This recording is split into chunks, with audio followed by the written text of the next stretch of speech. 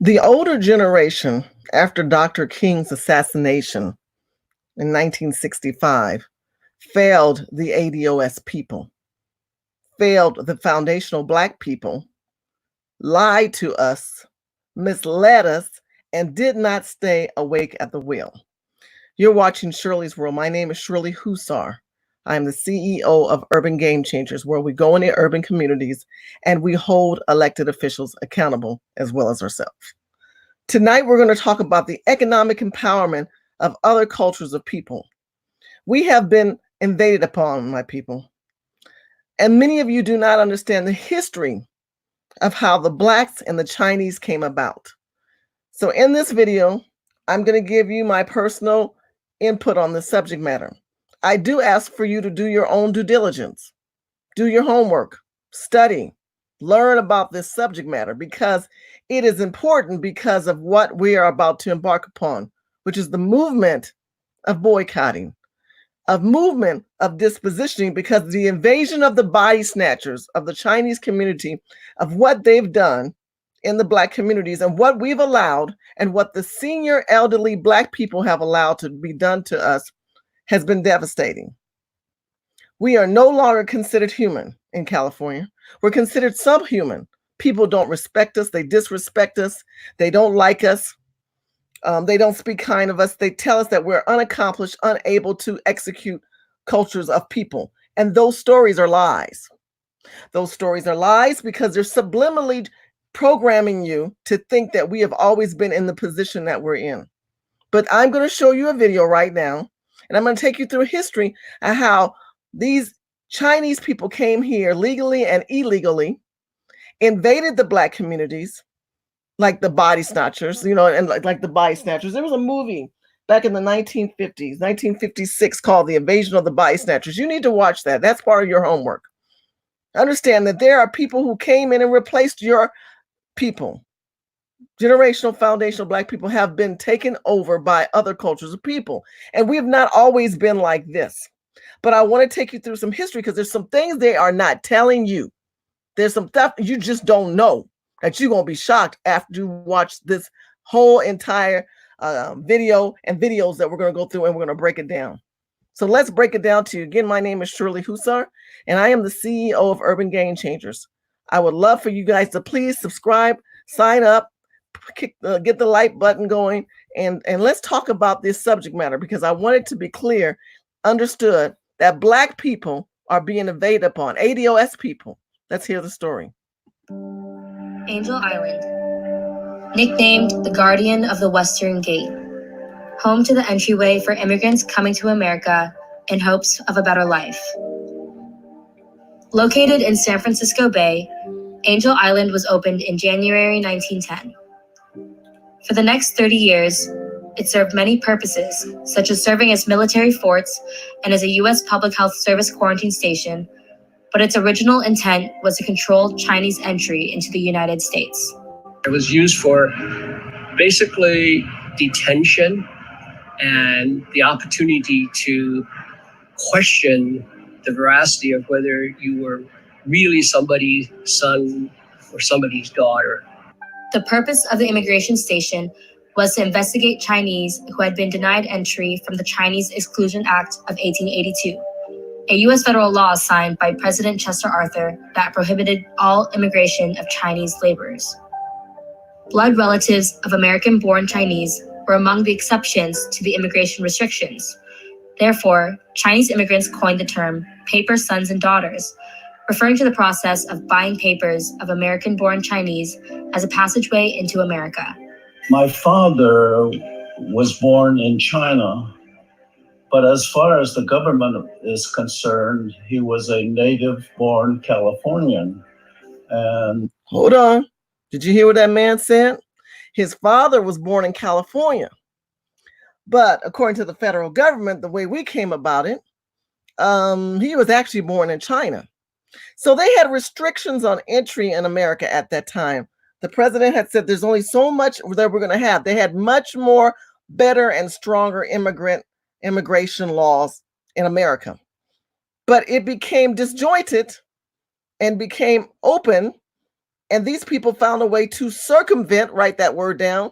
The Chinese found a way to circumvent through financial resources, write that down, to get in this country. Now I want you to talk, we got to talk about what they get. They came in this country. We know where they're at today. You guys know where these people are at. They're in your markets and your stores, and they're in your community, as well as the Koreans and the Korean stores. But we got to talk about, how did they get here? Did they get here legally? Because remember, we are not descendants of immigrants. We are descendants of slaves. We're not commodity just because of. They wanted to replace us as infiltrated within communities being active. But let's hear this man's story. He said his father came here and he wasn't born here, but the U.S. government thought he was. I know.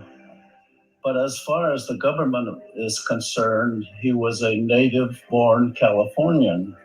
And this is possible, like during the earthquake of 1906, many Chinese, with the City Hall records burnt, went and applied for native-born citizenship.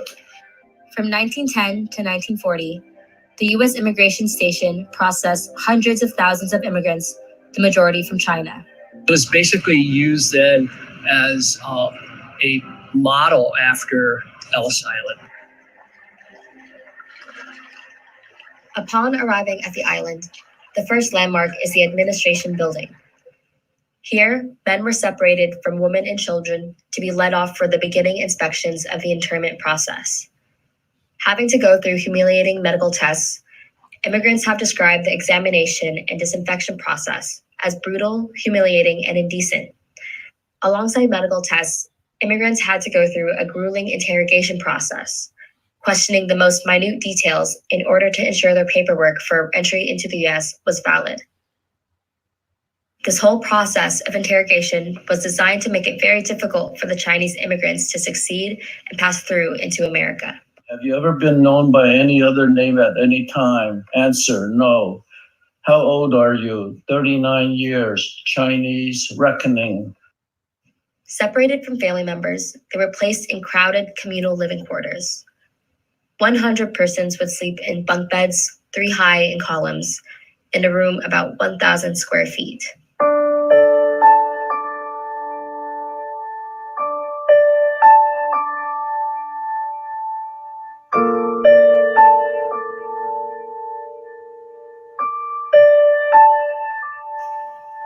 Found along the walls of rooms in Angel Island are poems written by the immigrants detained on the island for months on end. These poems, later translated by scholars such as author Jeff Leong, show an unsparing narrative of what life was like on the island for the immigrants detained behind walls. They were incarcerated, so they were against their will. So there was not a lot of activities to do. They did things like, play, card games and board games, read the newspaper. It was like a prison because they ate a certain. Now they got to play card games and board games.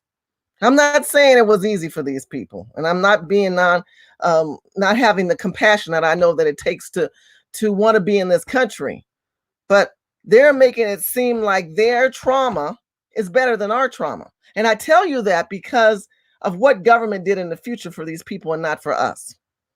Now, I want you to listen to what he's saying. They came here, they had a hard time, they were given bunk beds, and they were given living quarters. They were fed. As you know, they stacked us like rats and roaches. They laid us like a piece of salami. We were laid on top of each other in bunks, and if we didn't work out, they just tossed us over. We were not treated humanely. We were treated subhumanly. That means that we were treated in a manner of an animal. They, on the other hand, came here. Oh, they had to play board games and they had to drink tea and listen to what he's saying. I'm not saying that it was all hunky-dory, but you got to remember your foundation and what your foundational people went through to be in this country. Because being in this country ain't easy. It ain't easy. We know we've been here 400 years. Let's keep it moving. Certain hours they were locked up when they're not, at meals or at exercise. So it was very regulated. They had guards, barbed wire, the whole thing. So they took to writing poetry. The poems themselves are a written testimony to the suffering of the Chinese. Now, has any Black person heard about any poetry we were able to write inside of a ship? Now, I know there are some writings of slave people who are found in grounds once they got to America, but we weren't able to do all that these people were doing. But let's keep it going. Chinese immigrants and the hardships they faced. The majority of poets were male villagers, often with little formal education from China's southern rural regions. In Chinese education at that time, and even currently, poetry is actually part of Chinese education. Couched in classical allegories and historical references, these poems poured forth the aspirations of the immigrants with their anger and sadness at the injustice of their initial reception by America. Some people just express their loneliness, that they miss their family. And, why did I come all the way over here, taking a ship for 2 weeks and being 3,000-4,000 miles away from a village. Fear of the other is a common and recurring theme that occurs throughout history. Specifically within the United States, history often repeats itself in how it handles the influx of immigrants who wish to come to America to pursue a better life for themselves and their families. The Chinese who wished to enter America for economic and political success were instead faced with hatred and discrimination. Well, welcome to the club. Chinese man, welcome to the club. We've been in this club for 400 years. I don't know what happened at that time frame that you thought you were going to be at the same level as the colonists. But guess what? The colonist has never forgotten how you got here. And the white colonists will never forget how you came and when you're here. And they also realize that a lot of you people are here illegally. So the fact that in 2020, we have a president that wants to tighten up the rope, we need to talk about that. But let's keep going. The very reason why Angel Island was built was to prevent and detain Asian immigrants from coming into America. Now, Angel Island, they call it Angel Island. This is in San Francisco. Now, I want you to understand that California is the cuckoo of all Cocoa Pops. And I can say that because I'm born and raised and I'm a native. I live in California. I've lived here all my life. And Northern California is the most liberal, progressive, divisive, destructive state in the union. Northern California. And I say that because California acts like it's got 4 different states, Northern, Southern, Central. But Northern California has always been open to Chinese. They're known for one of the oldest Chinatowns. We're going to talk about that. But I want you to understand how these immigrants came here. But they came here with papers, but that something happened. There's a point we're leading to. So stay with me, get the likes button up and start to share this on your platform on Facebook, Twitter, Instagram. Let's start talking because I'm reading the chat rooms and I see what Caroline said. We were treated like animals. You know, how they came here, got to play checkers and chess. We were treated badly. Thank you, Greg and Lucky Sport and Tony. Tony, I appreciate you so much. Tony's always got my back and Pam's my monitor for tonight. Thank you. God bless you to Pam. Let's keep watching. Poem 23. Detained in the Wood House several weeks. It's because of Mexico's exclusion law, which implicates me. It's a pity heroes don't use weapons. I await word to... Now look, see how they had a relationship with Mexico back then? Hello? They have always used Mexico to come into this country. We keep talking about Mexicans, El Salvadorans, and all these other people. The Chinese also use Mexico to come into America. California has been a weak border before we were here. Before all of us who are watching this video right now, who are living in America today, even your great grandmother, I don't know who the oldest person in this house could be watching. All this stuff happened before you were born. Okay, where these people have been coming here through different parts of other countries and bidding their plight to be in this country. Snap Zeus whip. From here on, I'll travel far from this 2-story building. Each and every villager will share a happiness. Don't idolize everything that's Western style. Even if cut from jade, these walls are nothing but a cage. Okay, now, I wanted you to hear that part of the story because I wanted you to understand that we are in a situation in this country where we have allowed other people to come here And now we are dispositioned. How did they come here? They came here by boats like we did. They came here for work and for embetterment. We didn't come here for work and embetterment. We came here because we were held as hostage. We were kidnapped. But guess what? They always have someone to go back to. They always have a place of origin to live. Do we have a place to live? We've been here 400 years. Where do we go? That's all I want to know, my people. Where do we go? Because if we think about we have a place to live, we don't have a place to live. We only have America. And America is our hometown. But let's take the fact that you have Chinese children here who don't even know about Sun Paper. Here's a young lady who didn't even know about the immigrants and how they came here. Let's hear her story and her perspective, because this is all going to tie together. Remember, they had to go through the immigration boats and come through San Francisco and the Bay Area, and then they had to learn about how American culture is and what happened. But let's hear her story. It ties in. Erica G grew up like any other Los Angeles kid, playing with Barbie and clutching on to Pooh Bear for dear life. But she was different. Her grandfather was not who he said he was. He'd come to the United States from China illegally. What? I had to stop it. Any y'all awake? Can I get some thumbs up? Can I share this video? This man came here illegally. What? When? What year? What is it? Was it last month? Was it 5 years ago? Oh, no. He came here illegally with this family. He came here through San Francisco. And now they live in Los Angeles. And they, these people multiply. They probably got about a generation of maybe 200 or 300 people now. Let's keep going. He'd come to the United States from China illegally as a paper son, paying about $1,800 to attach himself to another family. $1,800 to attach himself to another family. Can you do that? When Katrina hit, how many of our people were we able to claim on our tax returns and help our people? No, government wouldn't allow us to do that, but they came here. This man came here and he was able to do that. And well, listen, to attach him. In May 19, I don't know if I can stop that right there. Paying about hold on, I'm gonna keep going. $1,800. Okay. It says, hold on a second. Oh, my computer stopped. It said basically that this man was able to come here and position himself financially. He was able to position himself financially because he had money. Hello, he had money. And his family allowed him to do that. Now, how many of us have money that we can bring our family members over? We can't do that. But then when he got money, he came with papers that were not correct. Oh my God, Jesus, someone take the wheel. Let's hear the rest. To attach himself to another family. So I found out in high school. I was pretty surprised. And the legacy is that, in some ways, our family came in illegally. And I was wondering, are we going to get deported? Now 35 years old, Erica G is with the Angel Island Immigration Station Foundation, an organization that has researched paper sons. Who are these people? They don't have the same last name as us.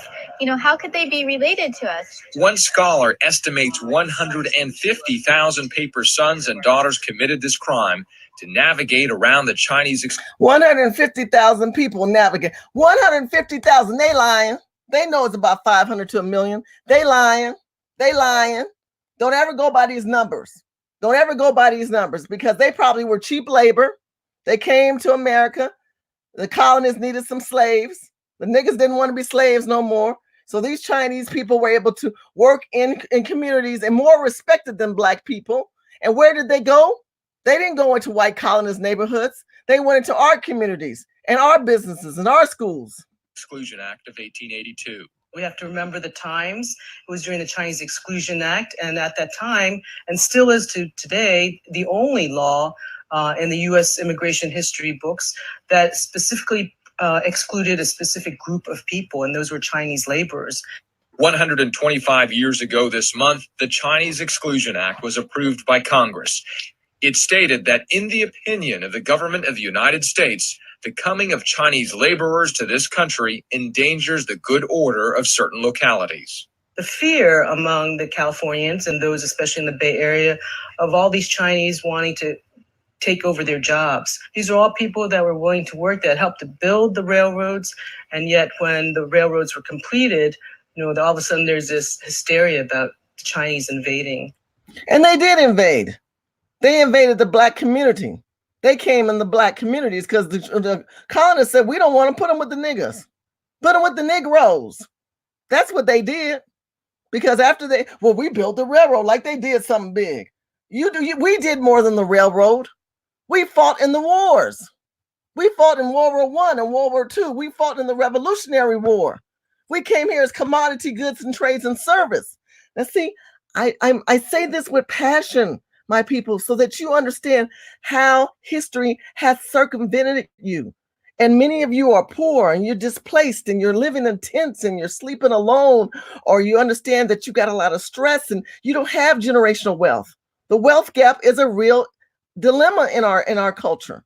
And it's because of government circumventing us, allowing these other people to come in. Now, they will tell you, I work hard, my people had energy. Look at the same story. Listen to this. I'm going to repeat it again because this is the dialogue that they tell us. Listen. Chinese wanting to take over their jobs. These are all people that were willing to work, that helped to build the railroads. These are all people that are willing to work. Are we not people that were willing to work? Now, people say, Shirley, Black people don't want to work here. No, because Lyndon B. Johnson came in those programs, and we're program thinking people now. But during that era, Black people were working. We were positioned. We were succeeding on our own. Black Wall Street was in place, by the way, for those who may not know the time frame. We were moving up in the world, but we became dispositioned by immigration and illegal immigration and being merged with these other culture of people. We understand poverty. We understand pain. We understand suffrage. So if they have their story, we want to work with these people. We started off working with these people, and what happened? They circumvented you, and now they think you're the scum of the earth. If they don't tell you that, they're lying. Because if they weren't with you, why weren't they marching with Dr. King? Why weren't they in line and helping the civil rights movement? This is way before that. They weren't caring about that. All they cared about was their money. And that's how they think today. And yet when the railroads were completed, all of a sudden there's this hysteria about the Chinese invading. Well, they did invade. Oh, well, we helped build the railroad. Well, you got paid for it. We helped build. No, you didn't help. You got compensated. We were still not compensated as a fuel. We weren't even considered human. We didn't even have the Civil Rights Act. We just got the emancipation. So to say, we worked and we worked the railroads. Well, you got compensated and you send your money back home to your people. We couldn't even do that because we didn't even know who our people were. They broke us from us knowing each of our own dialect. Do you know in Africa, there are so many continents with so many different languages that many of us don't even know all of them and can speak none of them as descendants of slaves because they ingrained us into the mindset of America. We are truly children of the Black colonists. I want you to hear that one more time. I know I keep repeating it, but I want you to understand. Listen to what she's saying. Listen. This is what they say today. Well, we come here and we're willing to work and do stuff, and we're not trying to invade. Are you? Are you really trying to work with us? Because my thing is that you can always go back and get some money. We can't do that. Of all these Chinese wanting to take over their jobs. These are all people that were willing to work, that helped to build the railroads. And yet when the railroads were completed, all of a sudden there's this hysteria about the Chinese invading. For 61 years until 1943, it was illegal for Chinese who were not among the elite to enter the United States. David Leong was a paper son. He was 8 in 1940, the year he came through Angel Island Immigration Station, the main gateway for Chinese immigrants. While on the boat for 20 days, he memorized his coaching papers, grand cheat sheets that outlined who your fake parents and siblings were and who lived on certain blocks of your would-be family village in China. Young David had to convince his Angel Island interrogators he was the son of a Mr. Chan and not a Mr. Leong. So this is the interrogation room. This is where you walked in after 3 weeks. And what do you remember of this? I think it was me, interpreter, and interrogator, and I think 2 people in the panel. Leong passed the interrogation, and that's why today he was able to return with us to Angel Island Immigration Station. Today, there's only a rebuilt foundation of where the main administration building once stood. Now, I'm going to slow this down. Let's go back. I want you to hear this part again. He learned a script. Oh, my God. Do you hear what I'm saying? They scripted these people. They told these people what to say, how to do, what to act. All these people, they told them what to do because they were coming legally. See, the first video we saw, they were legal. The time progressed and then they cut them off. There were laws saying, okay, we're going to minimize how many of you guys can come in here. So the only way you can come in here is if you were born here or you have family here. So then they found a way to what did I say earlier? Circumvent the law and say, we've always been here. That man earlier said, I was born here. But he knew he wasn't born here. This girl said, hey, my grandfather, I thought we got different names. I'm doing my genealogy. And I found out we don't have the same names. But how did he get to pass the guards? Station, the main gateway for Chinese immigrants. While on the boat for 20 days, he memorized his coaching papers. Okay, remember they had to pay to get over here. Then for 20 days, they memorized their coaching papers. They got records of these people's coaching papers. Have they tried to send any of these people back? This video is not that long ago. Are they sending any of him back or his children back? They ain't going back. He said, hell, I had to learn a script to stay in this country. I know a lot of you guys did not know about Paper Son. You need to stay woke. You need to realize a lot of the things that you're going through is because of the wealth gap problem that we have, the disposition problems that we're having, and us not communicating the true history to each other. You need to learn this paper, these Sun paper people. Grand cheat sheets that outlined who your fake parents and siblings were and who lived on certain blocks of your would-be family village in China. Look, fake family, fake cousin, fake uncles. You need to learn your new people. You need to learn your new name. He never went back. Because once he became Americanized, he never went back to his origin of his name. He basically got himself ingrained into America and the new Chinese American culture. He circumvented the minimum amount of people that government said they were going to allow to come in. And they waited till they had almost 200,000 people to realize there was a problem. Oh, that's some bullshit. That's some bullshit. That's the federal government knowing they allow these illegals to come in here. And where did they come through? The glorious state of California. And where are they still coming? The glorious state of California. California is in trouble because we're about to have a bubble burst. But let's hear the rest of the story. Young David had to convince his Angel Island interrogators he was the son of a Mr. Chan and not a Mr. Leong. Now listen, the reporter, again, he's a liberal news CNN, said he was interrogated. Well, wait a minute, you come to this country and during that time of the process, they were more protective. They didn't let people just come over and fly on planes and bring diseases like they're bringing now from China, where this virus is growing like crazy. Where now when you get on a plane, they do heat guns and make sure you ain't got no fever.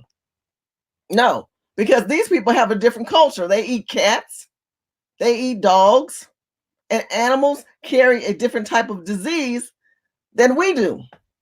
And what has happened now, it's gone from animal to people to people to people. And it's killing us. Because of immigrants who don't understand the health and humane sanity that we have in our own culture of people.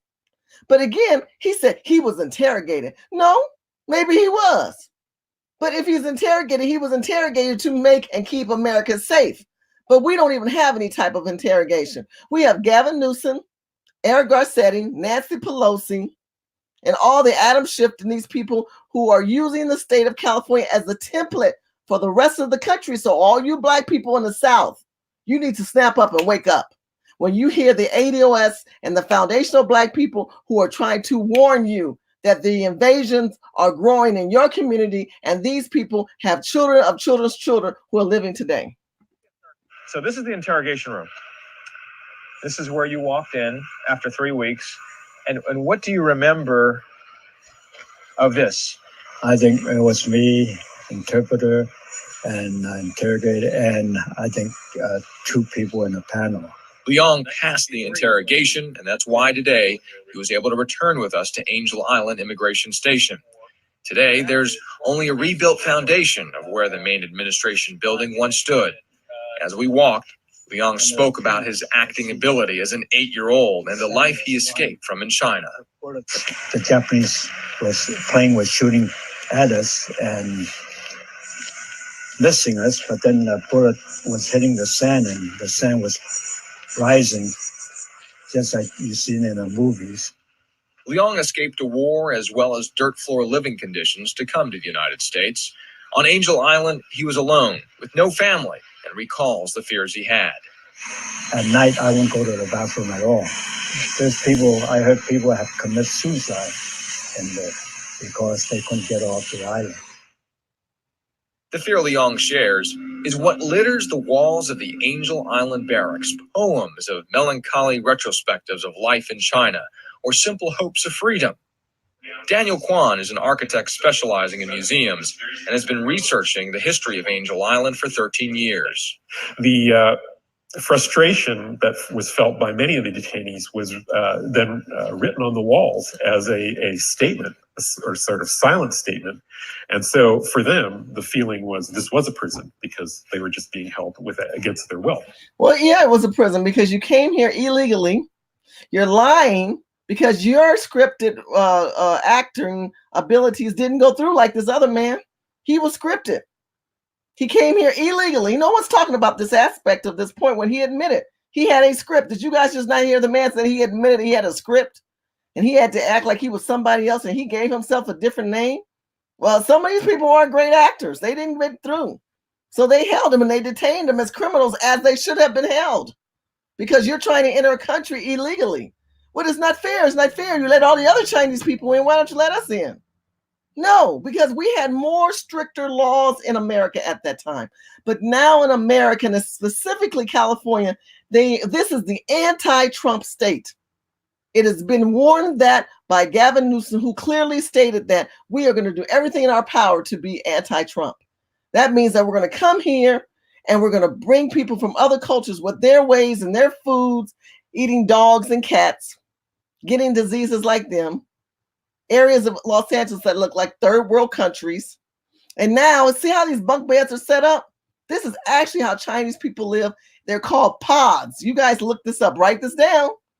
There's a movement of contractors developing pods in the Orange County area, in Inland Empire area, downtown LA. And they're going to allow you to sleep in a pod. A pod is about the size of a bunk bed. And then they close you in like you some kind of creature. And you get your stuff locked up in your pod. And you have to pay. They're starting in the Orange County area. There's supposed to be a better quality of pods. And they're telling you it's for the fact that we have a lack of housing.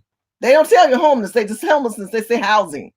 And some have told me, realtors have told me, and I'm a licensed realtor, I've been doing it for 20 years, that they're going to charge $1,000 for you to sleep in a pod. Somebody take the wheel. Who can afford that? Can Americans even afford that? Let's forget about Black Americans for a second. Can Americans afford $1,000 a pod? Is this the type of living that we have to adhere to because we're not used to this? Is this something that we're used to? No. We're not used to it. But guess what? Because of immigrants and illegal immigrants and the disposition of government turning their hand and allowing these people to come in scripted, some of them made it through, a lot of them didn't, but a lot of them did. We are embarking on what we're dealing with today. And for a lot of people, they'd heard about the immigration process in China, but to actually have experienced it and lived in the wooden building, as they called it, was something very different for them because they weren't used to being held against their will. Under reconstruction now, the barracks here at Angel Island Immigration Station held some 300 detainees at a time. The purpose was to keep them here from 2 weeks to 2 years as they were interrogated. They were trying to keep out illegal immigrants, potential paper sons, and potential paper daughters. Today, no one can enter inside the buildings of Immigration Station. Okay, immigration papers, the sons and daughters of the Chinese people who came here illegally. I'm going to put all these links later on in the videos, but I wanted us to start off with that conversation of clarity. I want you to get an understanding that we as a culture of people, as Americans, are being oppressed. and we're being oppressed by people who have come into our country illegally, and they have dispositioned us, and they've positioned them. And this is a problem. I'm going to show you one more video, but before I do, we've got a special guest, Mr. Research. If you guys are not following Mr. Research, he comes up with some amazing shows. He talks about how the Black man is being affected by the economic empowerment of other cultures of people, how the Black woman needs to be more supportive of the Black man, and vice versa. We need to submit to each other as a culture of people, because other cultures of people do it. Other cultures of people are empowered. Mr. Research, you've watched just this tail end of these first couple of videos. What's your take on it? Van glorious. We are back. And let me say this here. For all you Black people, I know 9 of you guys have not clicked the like button. I don't know what's holding you back, but click the like button, click the bell, share this on your Twitter, share this on your Facebook. See, the whole purpose, Black people, is don't hold the information to yourself. Share it with your friends and your cousins, so that way they can get exposed and they can decide whether it's good information or not good information.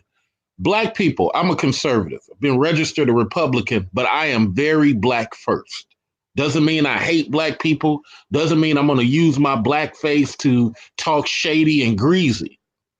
Only the low-level thinkers think like that. I personally believe in what Shirley's trying to do, in addition to what I do, which is just basically provide y'all a different way of thinking. And then you'll take it home, you'll do your research, and you'll decide what's valid. Understand this, Black people.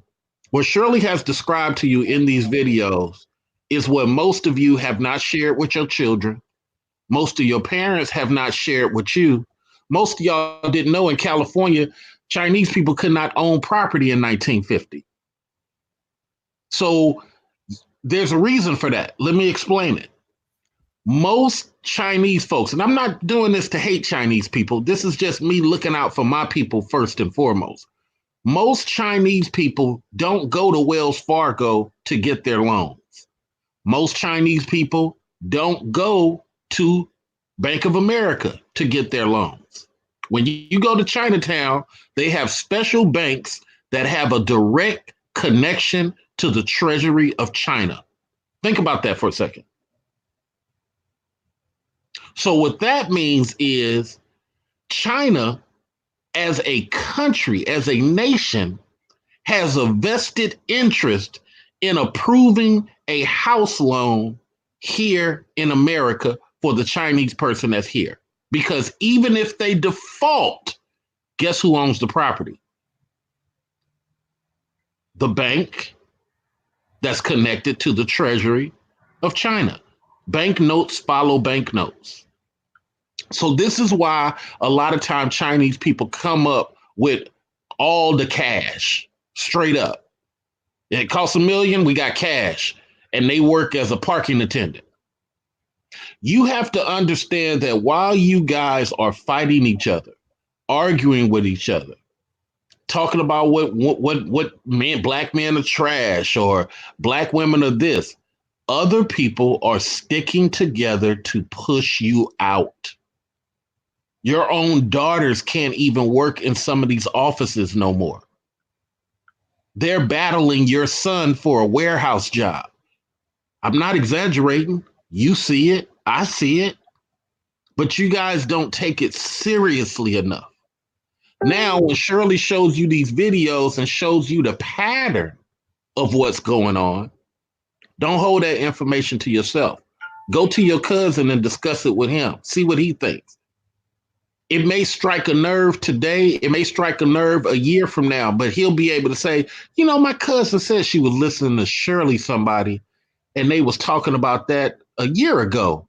Man, is that still going on? Because if we don't come together, what people don't realize is the people who are against us, they don't look at whether you Jamaican or ADOS, or they see this Black skin color and they put you in a category, period. They working against you, period. We gotta start looking at that. Lastly, about the videos directly, this is information y'all need to know. I lived in China for about 6 months. Chinese kids are told, pick an American name. If your name is Shanqua, then your name is going to be Sally for the rest of your life. All your friends are going to refer to you as Sally, because your whole goal is to get some type of citizenship in America or own some type of property. Not all of them, but that's your goal. Now, when you get pregnant, I don't know if Shirley covered this, they have commercials in China saying when you get in your 8th and 9th month, Shirley should do a video on this. When you get your pregnant 8th and 9th month, come here and we got houses set up for you to rent so you can take a vacation and have your child on American soil so your child can get dual citizenship. You heard about that, Shirley? I have not heard about that. I have not. I do want to say this much. I do love the fact that you talked about the wealth aspirations of it. I want to go into another video and I want to show this video that talked about, you know, how these people, they got a homeland. You know, we talked about this, Mr. Research. We don't have no place to go to. These people have a place to go to. Where do we go? They have a place to go to. What happened to China? Mr. Research, after you watch this video, tell everybody where you live and where you're from, because this is your home city. Here we go.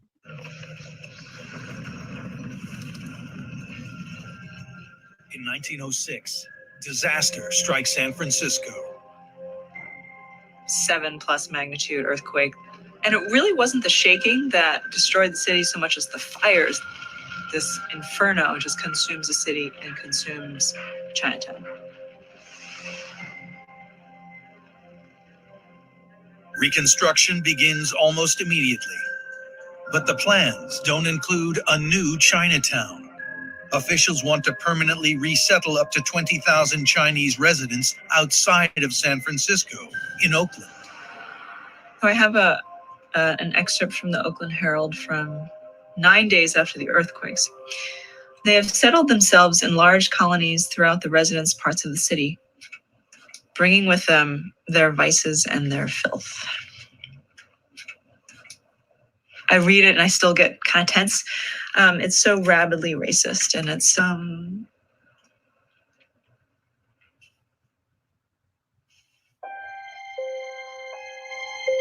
Chinatown is the only home many of the residents have ever known, and Look Tin Eli won't give it up.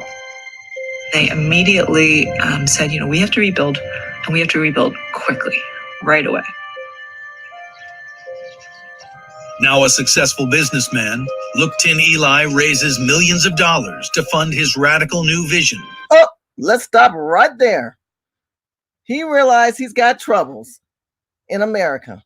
He realized that white people have allowed them to become dispositioned, and the white man's not going to help them. Their Black Wall Street got burnt down.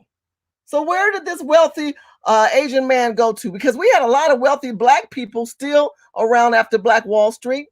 He couldn't go to Africa because the Africans weren't giving us money to rebuild Black Americans. Mr. Research, look at this. What do you tell me? What do you think about this? Here's what it comes down to. Do you see how people stick together? Do you see how people from different parts of China who might not even like each other? He might be from Huang. He might be from Hong Kong. He might be from the Monk River. But now they're here, and we're going to put that to the side. And we're going to put our $100 to get together with our $1,000. And we're going to make something happen.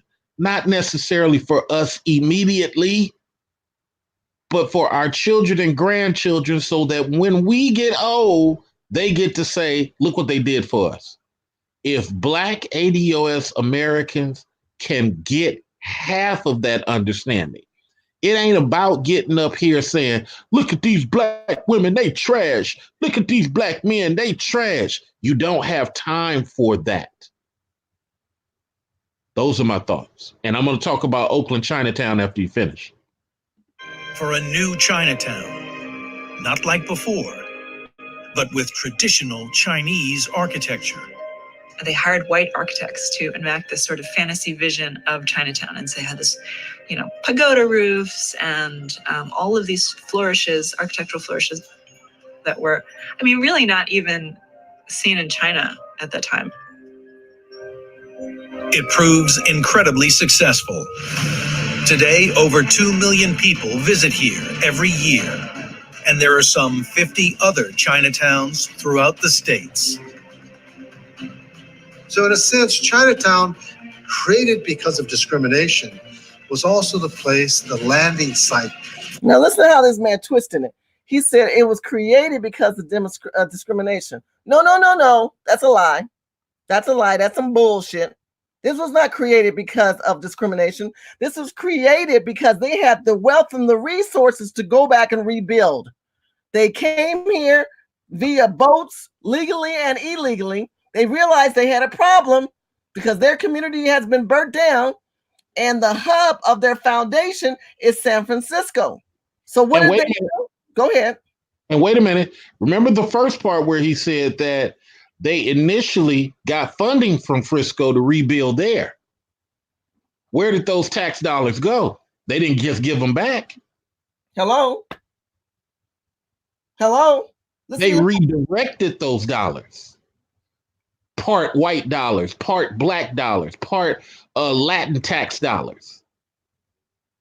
Yeah, but this is what black folks in the chat room got to start understanding. When people get up here in ADOS and say, hey, we want to do a study, it normally ends in dollars. And even if you get 10% of it, that's 10% you didn't have to raise. Go ahead, Shirley. I'm sorry. For their integration into American society. There are now just over 4 million Chinese Americans, 40% of whom live in California. 1870. You see that number? See how this man, 1870. When was the emancipation? These people replaced us. Emancipation was 1863. And look what they said. There are white colonists behind the scenes. You guys don't know. That's the part of history they don't show you until you put the numbers together that said we got to replace these Negroes. Let's hold on. Chinese people come in. This is important. This is important what Shirley's saying. Timeline. The jealousy of this dark skin is heavy in some of our white cousins and white friends. Some of our current white friends don't feel that way. But back in the day, if you saw a dark or brown-skinned person in a nicer suit than you, if you saw a dark or brown-skinned woman in a nicer dress than you, the jealousy was amazing. You would rather see it on an Asian person. So Blackboard asks in the chat room, why did they do what they did against black folks? Same reason why the Arabs are doing it to their Muslim brothers in Africa. It's all good while Gaddafi is alive. We all Muslim, we all Islam. The minute Gaddafi's gone, that jealousy and hate toward that dark skin causes them to put a gun to their own brother's head, who they was cheering with a minute ago. So when you say, why did they replace us? It's because they never like to see us rise financially. They rather help anybody else. They rather help Russians. I'm serious. Anyway, I'm sorry, Shirley. No, you're right. They'd rather help Russians. Let's go to Joe Louis. When Joe Louis represented America in such a great way, y'all need to study the Joe Louis story. Because in the end, the Russian boxer that he beat that showed the power of America eventually came to America, circumvented Joe financially, and became a millionaire. And he had to end up helping Joe. But Joe was the god at the moment. They disdained Joe, but that's a whole nother story. They help everybody but us. I want you to hear these numbers before we finish this video one more time. Numbers make a difference. Of discrimination was also the place, the landing site for their integration into American society. There are now just over 4 million Chinese Americans. Over 4 million Chinese Americans, all because of this one Chinese man who went back to China. We can't go back to Africa. We couldn't go back to Africa after Black Wall Street. We couldn't do it. But guess what? Wait a minute, Shirley. You mean he retired in China after all of that, wanting to be an American? No, he stayed here. But I'm saying that he went back and got the money and grew his Chinese culture and people here. And they didn't assimilate it. See, they segregated us. And then they broke our segregation. They never broke their segregation. Well, let me say this too. Because Black men, and I'm one, and I'm talking to the rest of you Black men, you're so eager to join the military and go to war. You're so easy to help defend and all that type of stuff. I'm not being anti-American. I'm talking about my people. You go do those things, then you come back to this country and get disrespected. And some of our Chinese cousins don't do half of what y'all do. Maybe 100, maybe 4,000 Chinese enlist, but you guys do it in like the quarter millions. And then these people are protecting their families, and they focused on family stuff and businesses. And you guys like, well, I ain't got nothing going on, so I'm gonna join the military. And the only thing the military is giving some of you guys is a grave site. So we as Black folks got to take some responsibility too in what Shirley is saying. Learn from these people at the same time Shirley is explaining this to you, and start bonding with your fellow brown and dark-skinned people financially to make moves. You can take over some little warehouse area near where y'all live and rent it out to white folks, but you just can't sit back and do just enough. I'm sorry, Shirley. 40% of whom live in California. 40% of these people live here. Mr. Research, these people are right by you. 40%. This man is proud of what he's done. His people remembers his name. 7 blocks from my house. Jesus, take the wheel. Jesus, take the wheel. We've been dispositioned and we don't even know. None of you people even saw these people coming because, see, they knew they couldn't continue to live in Chinatown. They came to Black Man Town. In Black Man Town, we go in his town and we put markets, we put stores. You Black people, we buy all liquor stores up. The Koreans and the Chinese people. We take over the hair industry, and we can talk and we can do import, export. We can do trades because we speak another language. But your people, you stupid. You no good. But see, we are children of the colonists that have been subliminally told to be nothing and of self-worth. Why? Because they took our language away. I can't go back to Nigeria and talk my country's people. I cannot talk in Nigerian people. No. I didn't learn the language. I didn't inherit it. My parents couldn't teach me that. No, they didn't. They take it away from you. They beat it out of your great grandfather. That's true. They beat it out of. See. Here's a little thing, real quick. Slavery in England was totally different than slavery in the Americas. Slavery in the Caribbean was totally different. Slavery in Brazil, totally different. How was it different, Mr. Research? Those people got to still speak their language and know what flag they came from. England was especially special. Their slaves were at least allowed to be educated to read and write. This is one of the reasons why England decided to abolish it very quickly, because they was like, we really don't have a need for it. We can go back to indentured servitude. Hey, let's bargain for it. You're my manservant. I'm going to give you this park over here that I'm not even using if you work for me for 8 years. Let's just go back to that. There's no reason for what the English call horse whippings, but in the America, horse whipping was a standard.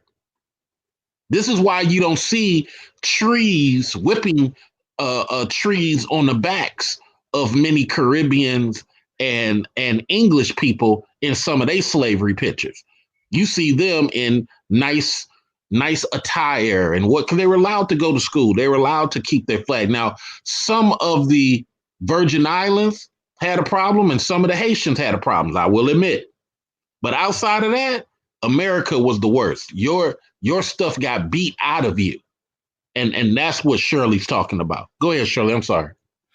And with us having our languages and our cultures beat out of us, we could not teach our children's children. Our grandparents, our great-grandparents can say, go to Nigeria, mention da-da-da-da-da's name. And if you can go back, ask them, they'll give you money. Tell them that you're the son and you're the daughter of the da-da-da-da. Oh, say that again. That's classic. Very vital. Go back and tell your grandparents to give us money. Know your name. But I never met my grandparents, Shirley. But here's the name. Oh, that's right. We don't know the name. Or here's the language. Oh, we don't know the language. Well, you know, what about the puka shells? The puka shells mean nothing here because the puka shell, some of them snuck them in their bodies, thinking that they had the same wealth value as it did here. You come from kings and queens. Show them the puka shell in America. They don't know.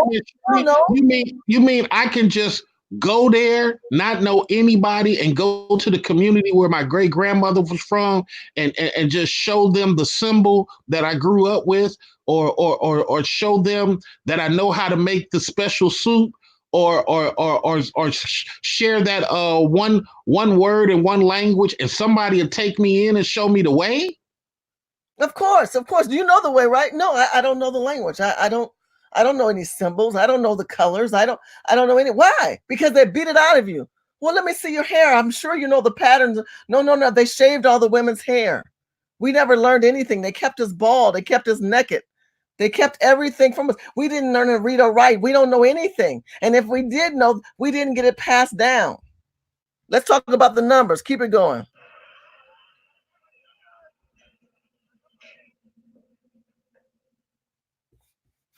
I want you to realize that these people have turned their back on you because they can. They are more empowered. They are more educated. They are more infused with opportunities than we will ever be given because we have now been dispositioned, uneducated. They've come into our communities and they own our stores, our markets, our cleaners, our tailors, our restaurants. And so they can teach their children's children these things, but we can't. And the reason why we can't do that is because we have been dispositioned through the dollar and through government funding. So let's kind of bring it up a little bit more current. I want to show you an article. And this is right up Mr. Research Will, because he understands the power of the dollar. And he understands because he's in the Bay Area, which talks about the EB-5, and it talks about the different types of funding that the federal government, the visas that they have allowed these people to come in. Remember, they come here through visas now. Before they immigrated and they wanted to be American, they came here legally and illegally. Then they had problems. Their cities got burnt down. Then they knew their own languages, so they went back and they created these quadrums all throughout America. And the foundation of that was San Francisco. And San Francisco created other Chinatowns across the country. We should have had other Black Wall Streets. Remember, they came in 1870. Emancipation was 1865. So white people had already started replacing you with these people and allowing them to segregate and start their colonist countries where we were not allowed to do that because we were treated subhuman. But here you have an article right here. Hold on, Shirley, before you do that, to listen to Shirley's point about these people allowed to come and start business. You think there's some mechanism or system that's going to be fair to you and your child to allow Lucky Sport to get hired, to allow Shamel to get hired? I went into a parking place today, all Filipino. Used to be Black folks working there, all Filipino. Had one sister off in the corner. You guys better understand, people are sticking together based on what I call their flag culture. They do not have to like each other. I've met dark-skinned Filipino women, darker than me, embraced by Filipino culture. We got to stop this internal nonsense. I'm sorry, Shirley. So let's hear this article that talks about immigration. And it talks about the visa they call EB-5 visa. And every year they would come out here and they allow people to have this visa. I'm going to break it in parts, and me and Mr. Research is going to break the visa down because it's strongly used within the Take community. This is the way they circumvent you. They are the new minority majority. Here we go. The U.S. Citizenship and Immigration Services, USCIS, allots 10,000 EB-5 visas every year for eligible foreign investors. Once regarded as the most popular residency program in the world, in 2014 and 2015, the USCIS stopped accepting EB-5 applications after they reached the quota set by Congress. Research shows that approximately 85% of those granted EB-5 green cards have been Chinese nationals. However, as of late, there appears to be a stark change in the desirability of the program for Chinese investors. In the third fiscal quarter of 2018, only 617 new EB-5 petitions were filed with USCIS, the lowest quarterly figure for applications in 5 years. The program, which has operated in pilot mode since 1990, in need of regular reauthorization, offers green cards to foreign investors who make a minimum investment of $500,000 in targeted employment areas and in the process create at least 10 new U.S. jobs. As it stands, for investments outside of targeted employment areas, the minimum qualifying investment for EB-5 applicants is $1 million. So let's go back to that man that we saw who came here illegally under Paper Sun. He learned a script and he stated he had to pay to come here. This is just another advancement of that. That's the way I look at it. He paid $1,038 or something like that. So now they have this thing called the EB-5 visa, where if you come to this country with $500,000 and you create work under America's laws for American people, you will be able to bring and start businesses. Now, what they do is, again, these people never assimilated. They never desegregated. They stayed segregated, and they only support their members of family and who they are. Mr. Research, what's your take on this one? It's all about investment. Let me go back real quick. Using tax dollars from Black, white, and Latin people. First thing you do, you go create a Chinese business center. You guys have seen them all around. The business center don't have to have no activity, but once we get it, we therefore own it. And we can use it afterwards, 2-3 years later, we can rename it to whatever we want. Then we use that as a springboard for these EB-5 investor visas, is what I know them as, investor visas, to come in and put people strategically in business places to create a net. I put a guy over here on this block, put a person over there on that block, put a person over here on that block. Next year, I put a person next to that person. I put a person next to this person. Next year, I put another person. I put a cousin. Well, he sold his business to his nephew. So now within 5 years, I have a network of people in that area. Now stop. Hold your thought right there. Now I know some of you guys may feel this is a little over your head. Don't leave. Think about this. These people are starting businesses in the most impoverished communities, are the lesser than, and that's our communities, because we don't have these systems. These are systematic systems that we've seen going back to 1870 to today. Now listen what Mr. Research says. Mr. Research is talking about a strategy of infiltrating within America to control and dominate communities for the embetterment, not for America's embetterment, for the embetterment of your people to have a bridge and a relationship of going back and forth. Again, we can't go back and forth, but they can. I want to read the second part of this so that you guys understand what happens. The desirable location, because real estate is key, right? Mr. Research will tell you that. If you don't have the understanding of the power of real estate, you will not have the understanding of knowing where your wealth can come from, because you need to have wealth and you need to have foundational wealth, and you've got to own something. You've got to have some substance. Desirable locations for large-scale investments from foreign nationals include the thriving metropolis projects of New York City, Seattle, San Francisco, and Southern California. Up until 2014, Chinese investors applied at record numbers for the program, which served as a way to secure American residency for an entire family. Entire family. For their children, a U.S. education, avoid the dire effects of pollution in China's megacities, and shore up family assets overseas. It was effective in creating American jobs. A 2017 report from the U.S. Department of Commerce underlined this fact when it recorded that 11,000 immigrant investors between the years of 2013 and 2015 provided $5.8 billion in capital for 562 projects, which produced a combined total of 174,000 American jobs. Part of the requirements is that for foreign investors to be eligible for the EB-5 visa, the U.S. government requires that their investments remain at risk in an active project until a visa is granted. In recent years, however, wait times for EB-5 green cards have skyrocketed for Chinese investors. They are now forced to wait more than 10 to 15 years while their capital and immigration status is in limbo. In many cases, this backlog has jeopardized the outcomes of permanent residency Chinese investors sought for their children before they turned to age 21, the USCIS age cap. Previously, the green card wait time for Chinese applicants after submitting appropriate I-526 paperwork was only 2 years. Okay, I'm going to go back to the top. They pick certain cities. Again, remember, 40% of those people, 40% of them started out of California. They're still saturated here. They're saturated. San Francisco and California.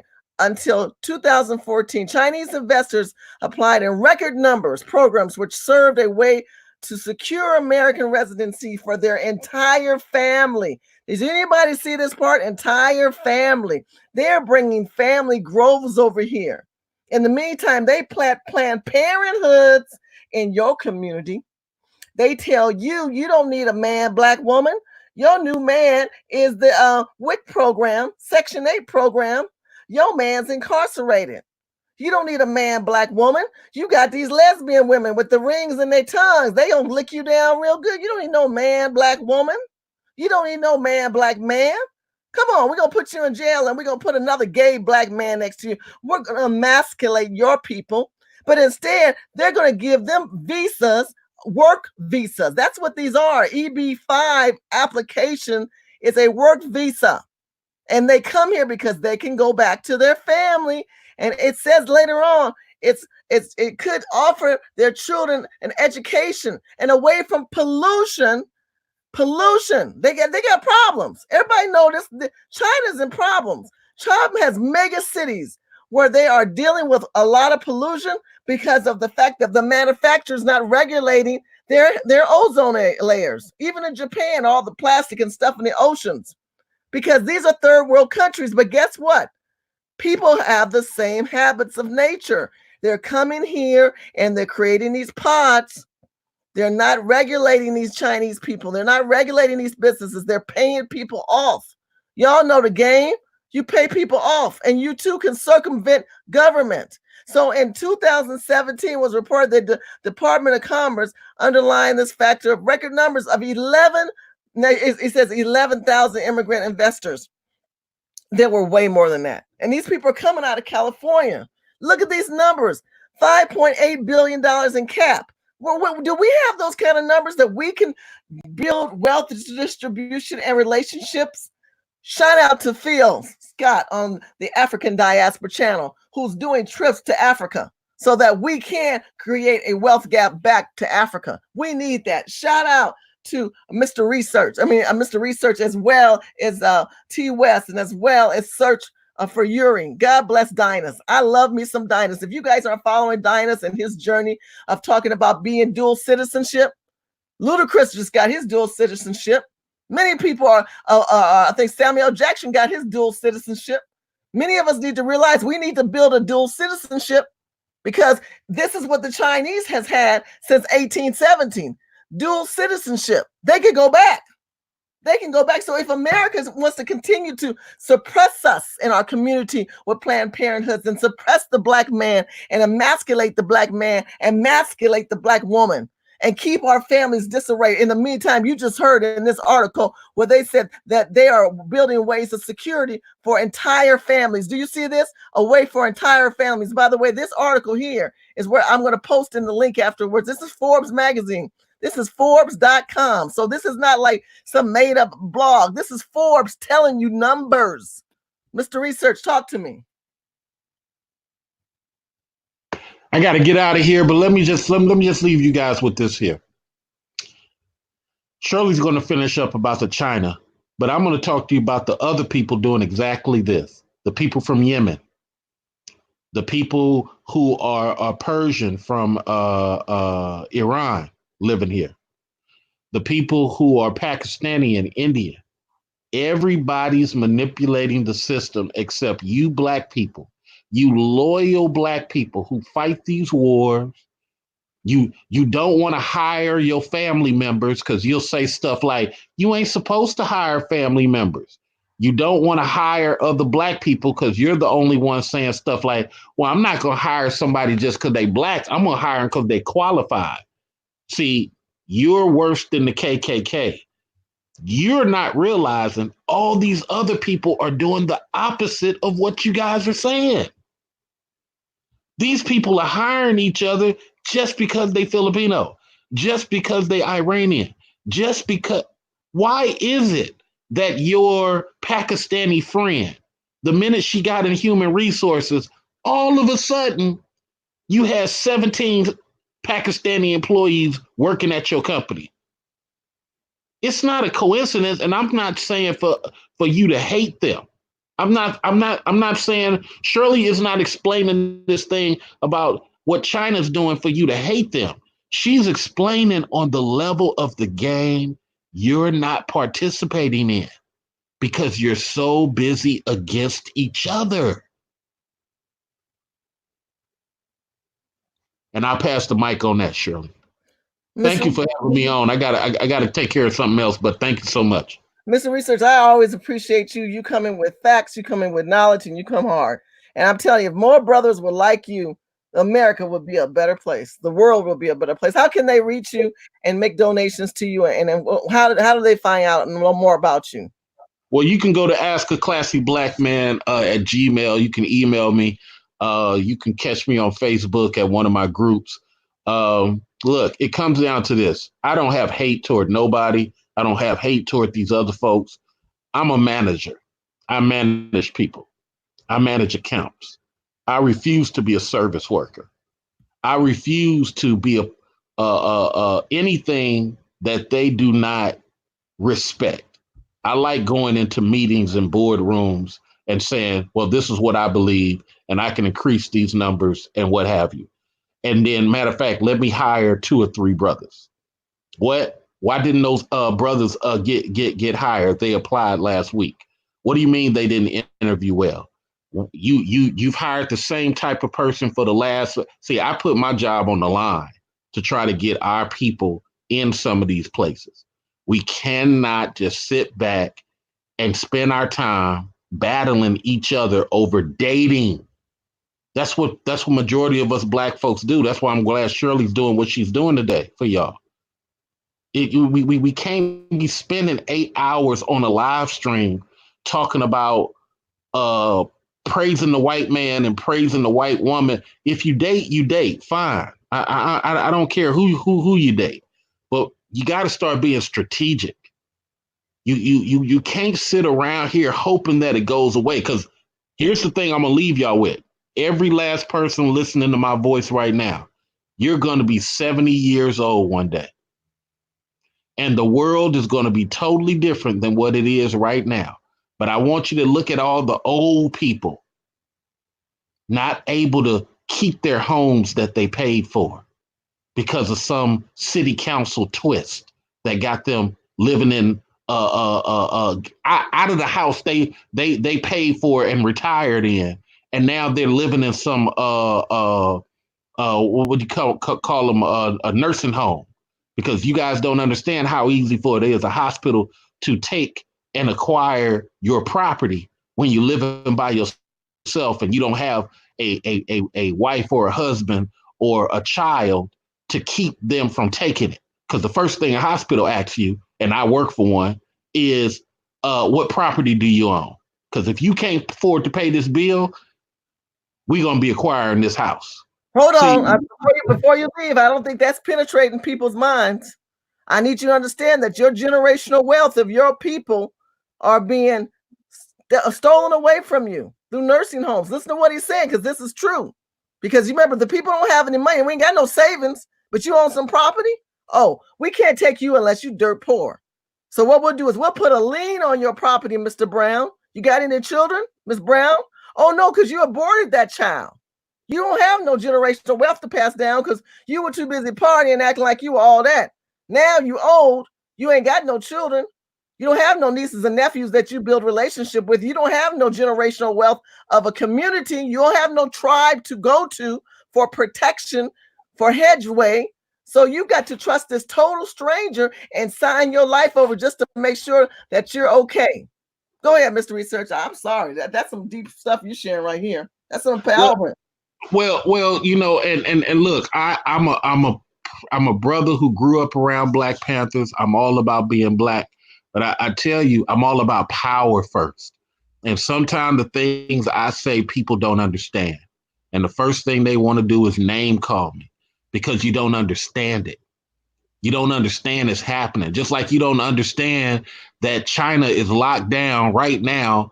826 people infected in China. 26 people are dead from a virus and no airports in and out of China. See, you don't understand that, but it's happening. Preach, Mr. Research, preach. So it's happening right now. This is what we're trying to wake you people up. Because these people are already here and they got family members who are probably contacting their local politicians saying, you tell them to release those planes or I give you no more money. I make a lot of money off these Black Negroes. And I do this and I do that. They are already petitioning their lobby groups. They're already petitioning their elected officials in their states, their city council people, their governors. That's the part you don't see make the news. They're making the people cry in this country that they've come here legally and mostly illegally, circumventing your rights to add more people who are sickly right now, that are sickly. They're going to over Trump's rules of stopping immigration. And Trump didn't start this disease. These people did this by eating these strange things that we don't eat here. Now they want to circumvent Black people. They want to circumvent America by using politicians and paying them off. And you watch, they're going to want them people to come over here. And guess what? You're prone to get a disease like they're passing right now. You know what? It's something funny you said that. And again, I'm not trying to be prejudging toward another ethnicity, but I never forget when I was a kid, I got two parks over here where I grew up at. We had squirrels everywhere. When I start seeing more and more of our Chinese folks leave from Chinatown, like I said, I'm 7 blocks from there, leave Chinatown, start going, squirrels start disappearing. We used to have goldfish swimming around in the museum, front of the museum. Nobody messed with those goldfish. Nobody peed in the pond. Goldfish just started coming up missing. It was our Chinese cousins. Because for whatever reason, and Shirley's point is, they're not invested in being American first. It's about their culture first. And so what I'm sharing with you guys in the chat room and you guys listening, don't hate this culture for making the moves they make.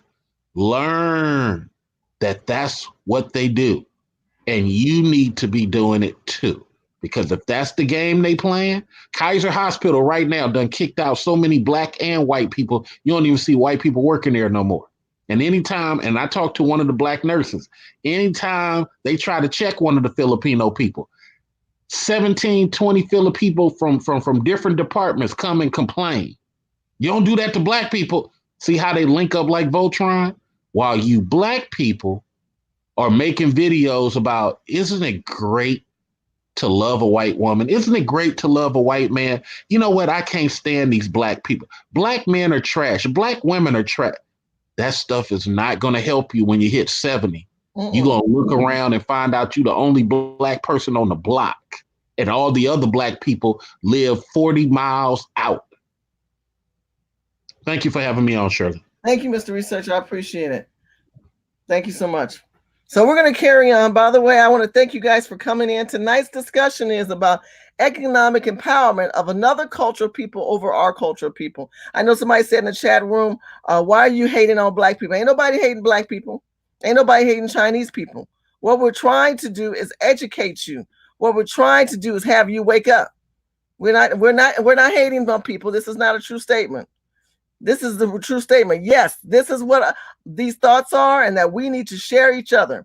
This is what the Chinese people have been able to do. We are being dispositioned. We're not being helped. We're not moving forward. Our businesses are not striving, are not thriving. But I want to show you something now.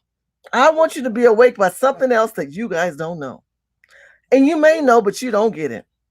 I was in Baltimore. And did you know that these Chinese people are cooking chitlins? Have you ever seen Chinese people cook chitlins? Do you know that you're being circumvented right now by these Chinese people who are out there cooking your food, learning your culture to capitalize off of you? I want to show you a video of when I was in Baltimore. I think this was last year or the year before. And I was shocked. Because I'm saying, and if I wished I would have taped them videos to show you how outside in Baltimore, how these black people were in Baltimore and cooking afternoon? And not working. Excuse me. Listen. In Lexington Market in Baltimore. And as you know, we had a great time at CPAC. I'm going to do a little bit more recap of that, but I want to talk about the disposition of government and its leverage against a nation of American people. And the reason why I'm here is because I'm going to show you, when I talk about capitalism, when I talk about how certain cultures of people can come here with money and revenue and start businesses, and Americans, as well as African Americans, can't do the same. So before I show you where I'm at, I just want to kind of give you my perspective. So in the 1970s, maybe back to the 60s, there was a point when the U.S. history decided, the Americans are the president and government at that time wanted to bring more immigrants into this country. They created these EB2, EB5 visas. They told them if they came here with money, that we would give them money. They brought here business, they brought their skill set, so forth and so on. What a lot of them came, and then of course they brought their family members, which caused chain migration. Then we had this issue of illegal immigration and refugees. So you had American people who ran businesses, had their name on the business. Stay with me, put the thumbs up, like, share this video, because I'm going to talk about the disposition and the leveraging that people from other cultures and countries come here and do against us. Now write that down, leveraging and disposition. That means black and white. I'm at the Lexington Market. I'm going to turn my camera around. I'm explaining it first before I turn this camera around. I'll turn my camera around. I'm not going to talk as loud, but hopefully you can hear me, right? Yes, you guys can hear me. No one's saying they can't hear me. And I want you to see the people working are not American and they're not black. Now, Baltimore, from my understanding, is 63 to 67% African American in this area of Baltimore. 63%, a lot of Negroes. I don't see this many in California. And with this many black people, not one, maybe two of these people may own these delis. The area I'm in, so that you know, it's similar to California's farmers market. So for us who have downtown farmers market, Grand Street, downtown, wherever you go in, and there's all these different cultures of people. But what I've told you before, listen to me, you're going to see a business that was once owned. You can tell by the signs, a Jewish person owned that, an Italian person owned that, different cultures of people, but they're not owning them anymore. The Asians have taken them over. I'm also going to show you where Chinese people are selling soul food, not black people. Chinese people, you hear what I said, are selling soul food. So let's just check. Now I'm gonna stop right there. I'm gonna let Shirley number 2 continue on. Do you hear what I'm telling you? How many of you guys can put thumbs up that you have seen Chinese people cook soul food? Have any of y'all seen these Chinese soul food restaurants? See this one right here? The Mexicans in California, they got Mexican family and soul food.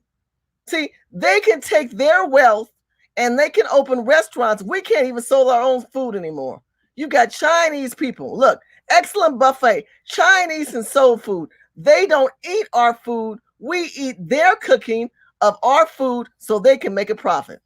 That's some bullshit right there. Let's keep going. Check where I'm out right now. So here I am. This is the market. I'm just going to slowly walk through it, kind of give you perspective.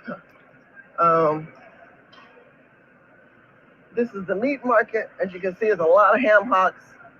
And for those who don't understand black culture, we eat a lot of pork. So again, I told you we are at 63% African American. As you can see, this man's not black. Here's another poultry store here. They sell rabbit, chicken, and turkey. Asian woman there. How are you doing, sir? How's it going? Good, busy? So, ¿habla español? ¿Sí? Okay, so as you can see, he's Hispanic. Now this one's interesting. I tried their chicken. It was pretty good. This is Lexington chicken. The woman working here is black, but the lady who owns the business is Asian. Now, remember I did earlier videos where I showed you what they do is they put one Negro in the front and then they stand behind to make sure, that that Negro's not stuffing no money. Now, what is this sign in the back, my people? What's that sign say right there? That sign says, we accept EBT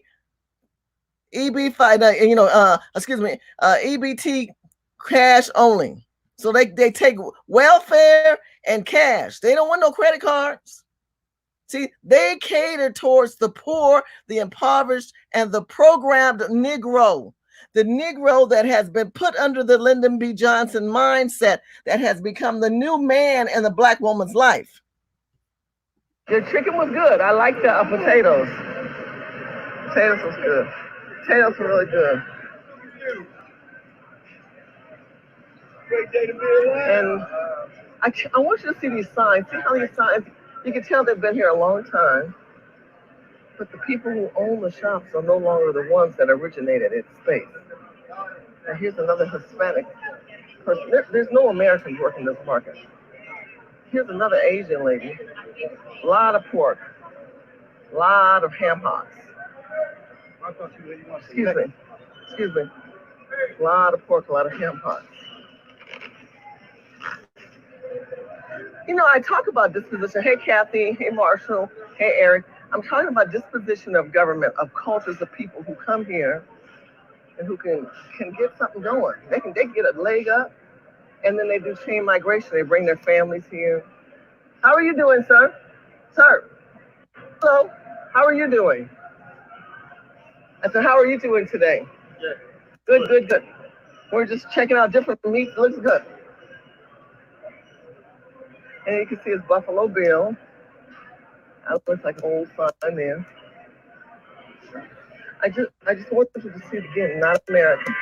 So this is what I call the invasion of the body snatchers.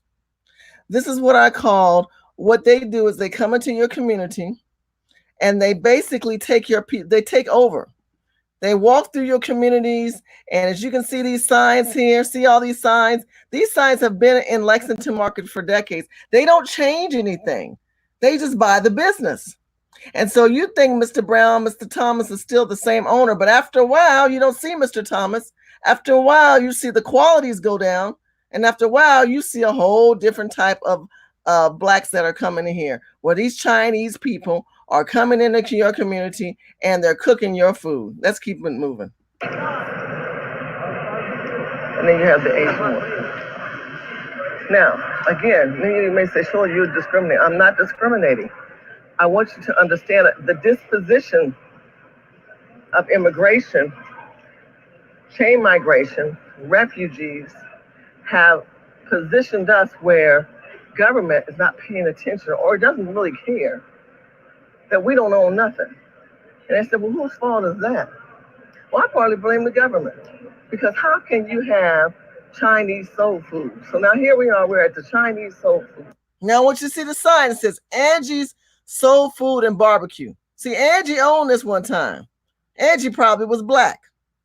Angie was probably black. Probably. I don't know, but I'm gonna give it my best shot. I'm gonna say 99.9% Angie was once black. And Angie owned this shop, and other cultures of people own this shop. But see, the Chinese expanded. We talked about the earlier invasion within San Francisco. And then they started Chinatown. And then they said, oh, we can go in these poor communities, other cultures, community of people, because they're stupid. And we have allowed them to come in and we accept them. And now they're our new slave master. They're slaving us. We've gone from commodity and used in trades and goods to consumers. Write those words down, commodity and consumers, because that's what we do now. We eat and breathe and sleep. That's it. We don't develop, we don't build, we don't bring families from other countries in this country to make a difference for wealth. You see a search for Yuri telling you, get out there and get your own visa from these other countries. You see what Ludacris is doing. You see what other actors are doing. People, everyday people are doing. A film from the African diaspora channels got trips for 4,000, 6,000. If you can't do that, the search for Yuri's got trips for 2,300 for a whole week in Africa. They're able to help their people. They're able to work with us. These people are able to get money from their country, and now they're coming into the markets. Look at Lexington Market. This is soul food owned by Angie. Now, do you think Angie is a Chinese? No, but Angie's Chinese? No, Angie's not Chinese. They just bought the name. They left it on there. Remember, I told you. They buy the name of these places, and they pick up the business of whoever was here before. As you can see, that's soul food. And I never thought I'd see the day I see Chinese people making chitlins. But they got chitlins, y'all. And some of y'all don't. Now, some of y'all don't know what chitlins are, because you ain't come from no Southern black people. You too busy eating Costco and pre-cooked food and packaged food. Let me educate you. There was a time when your family members used to cook, and mothers knew how to cook, and men knew how to cook. And when they cooked different types of food. And black people eat greens, macaroni and cheese, yams. And one of the things they ate was chitlins. Now, I'm not a chitlin fan because I got family from the South, and every time you cook them, they stink like hell. But most people from the South and those who know this meal, this is pig intestines, and you boil them and you season them and you treat them like meat. When they were pig intestines, they were leftover parts of the pig from the slave owner who didn't want to eat it. So the slave says, I eat all the best meat, you can have the rest. So the rest was with the pig feet, the pig tail, and the pig intestines.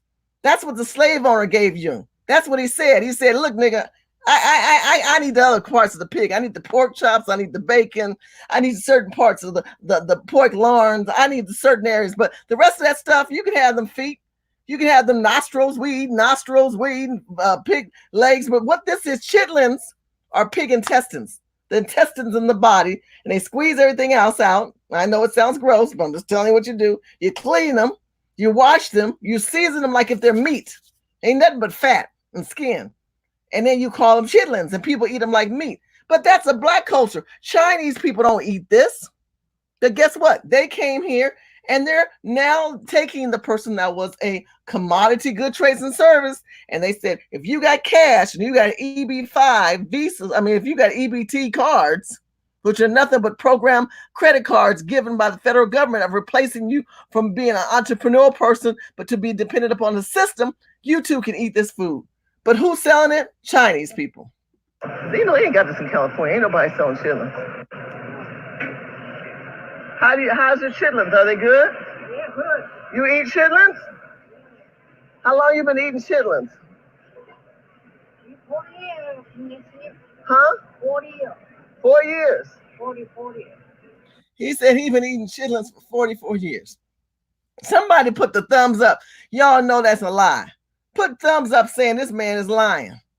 44 years of eating chitlins. No, he's been making money off of niggas that long. He probably was part of that Sun paper of coming here illegally. He probably changed his name. Now, how can you be here 44 years and your English is that broken? Now, you may say, I'm being mean. I'm being raw. I'm being real. I'm trying to help you people have some open mind to this. And stop calling me the bad guy when you the stupid one. You the one keeping your eyes closed. You the one staying unawoke.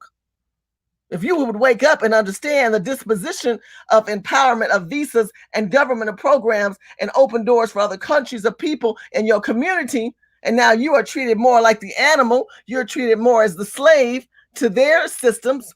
We're not putting money back in the Black community's pockets. They're not going to hire you. They're going to hire one of you for the front. And then the back end, they making sure you ain't stuffing your pocket. This man talking about he's been doing chitlins for 40 years. Well, what's that about? It's on chitlins. How's your chitlins? Are they good? Yeah, good. You eat chitlins? How long you been eating chitlins? 40 years. Huh? 40 years. 4 years. 40 years. You have that broken English and you've been here for 40 years. 40 years. I can't believe that.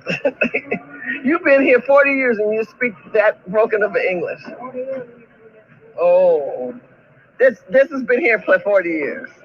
Oh, this business has been here for 40 years. So you bought the business that has been here for 40 years. How long you been here? Oh, okay. Looks good. Looks good. Oh God, my baby sister's in the house. Kiki Green. Kiki said, "Where's the hot sauce, girl? Don't you see that hot sauce right there, girl? You know they gonna tell you we got the hot sauce too. We got the peppers for you Negroes, and you know we done showed you we got the raw pork and the pig feet and the cornbread. Y'all see this cornbread right here? Shit, let's keep it rolling. I love me. Shout out to Kiki Green. Thank you. That's good. So here's another example. 40 years. Okay, I'm gonna leave that one alone. We have a pasta house. Seafood and vegetarian. Seafood and vegetarian. Let's keep going. Vegetarian, beef and chicken.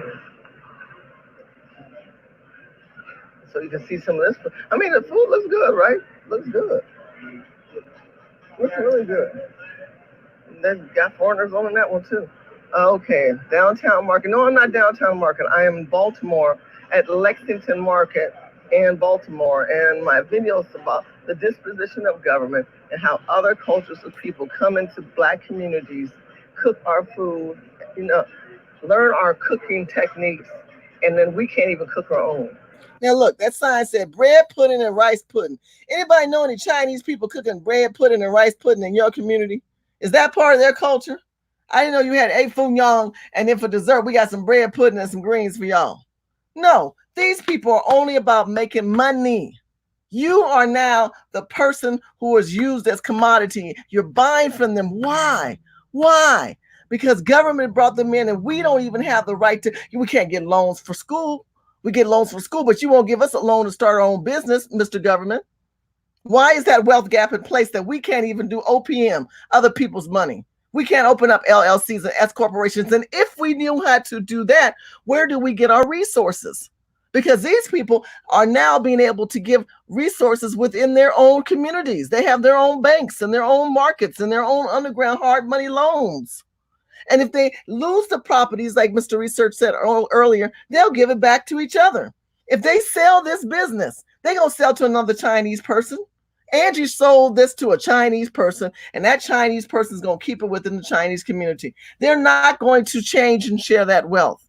They're not. They're not going to change the wealth and make it so that, you know what, I'm just going to sell it back to another Black person. They purposely steer away from putting money Black into the Black hand because they don't want to do that. If we stop and boycotted these people's food and start saying, let's rebuild our nation of people, we would start the wheel to turn and change. They would stop being so rude and disruptive to us. These are not kind people. And I'm not trying to be mean. I'm not saying all. No, I'm not saying all Chinese people are mean and rude. Don't get it twisted. But you have to say a large portion of these people are definitely using you as a new form of slavery, and they're the slave master. So this is supposed to be Healthy Choice. So this was one time a Healthy Choice restaurant, and this is their Healthy Choice. So typical soul food. Greens, yams. These greens look questionable. But and as you see, that was Chinese lady there. Again, they come into urban Black communities to start their businesses.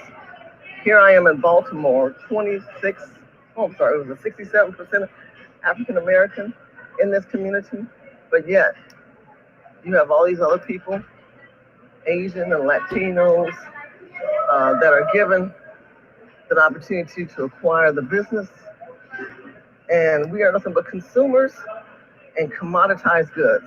Now let me stop right there. Do you notice that with each one, there's a pattern? Each one of the signs say something different. They'll say Italian, they'll say American, it'll say vegetarian food, but they all got the same food. Black people food, greens, yams, mac and cheese, fish, chicken. Y'all see that? Y'all see the cornbread, chitlins. They all got the same. If you notice, I'm panning and talking, but as I rewatch this video, it doesn't matter what the sign says. We're catering towards Black people. There's no Italian people around here. We're not serving spaghetti and pizza and lasagna. We're not serving Parmesan and whatever else Italian foods that are out there. We're just selling Negro food because we're in the Negro community and they eat what we cook. But we don't live with you people and we don't eat your food. But we know you eat what we cook. Still today. And that's because of chain migration and illegal immigration. That's because of them giving these people visas to bring their family members in here. To bring their family. Now this is a Philly store. This is Andy's Best famous meat market, meat and chicken station.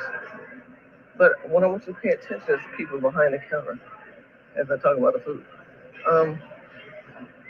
These people are not from here.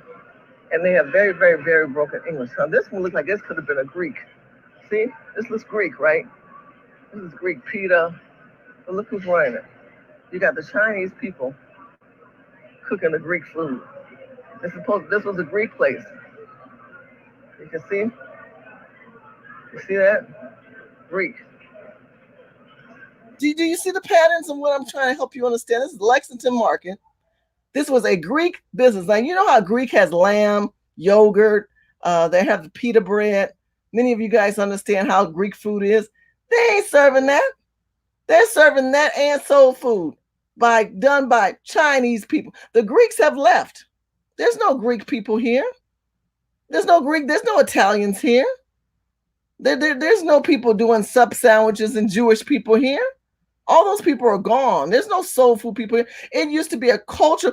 Lexington Market used to be a market where you could go and try all these different cultures. No, it's nothing but poor Black people in Baltimore outside coming in with EBT cards and checks and cash. Not checks, but cash. But the Greeks are gone. The Greeks are gone. They're not here anymore. You know who's here? The Chinese. The Chinese have come into Black communities. They've run the businesses. They take over these businesses. And they're rude to us on top of that because government has empowered the Asian and the Latin community financially and politically. And I say politically because you have to have legislation in place in order for these people, let me go back over here, in order for these people to be positioned to have what they have in this country. So I have a solution, or at least an opinion, on where we should go with this. And I'm going to share it with you in a minute. Again, we're back at the Chinese owned soul food place. We'll get to the front so that you guys can see, for those who came in late, the Chinese that own the soul food place here. And see this man here, he's got his greens and his chitlins in place. This is soul food. So I showed you Greek owned by Chinese. I showed you soul food owned by Chinese. and or you have black people in the front cooking their recipes, sharing their techniques, and then the Chinese people collecting the money. And why is that? Why are we put into this position to be nothing but servants, while they are able to be capitalists, pure capitalists? Now, how many of us know that Chinese people do not fry chicken like we fry chicken? But guess what? They selling fried chicken. They're selling potatoes. I mean, come on now. We got to wake up. If you really want to change and really make this ADOS movement, this foundational black movement move forward, you have to start boycotting. You cannot buy from these people. I want to show you something else real quick. I'm about to type it in because I realized I didn't set this one up. There were some rats found in the Lexington,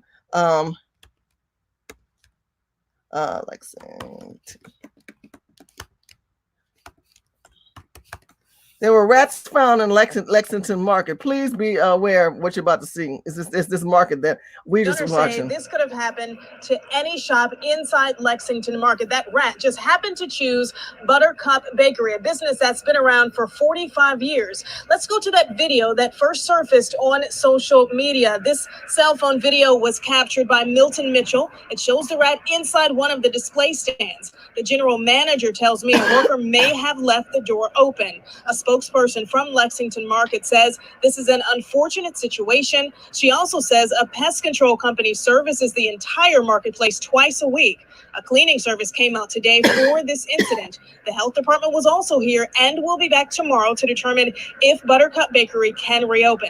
Now, I spoke to Mike Mastro. He's the general manager. He says he expressed his concerns in the past to Lexington Market managers. I saw with the corner of my eyes. By the time I try to get rid of it or whatever, it jumped inside the case. As soon as it jumped inside the case, we threw everything out. We just want our customers to know that we're doing everything that we can. And, you know, unfortunately, it happened to us. It could have been any stall. But it's no excuse. It happened.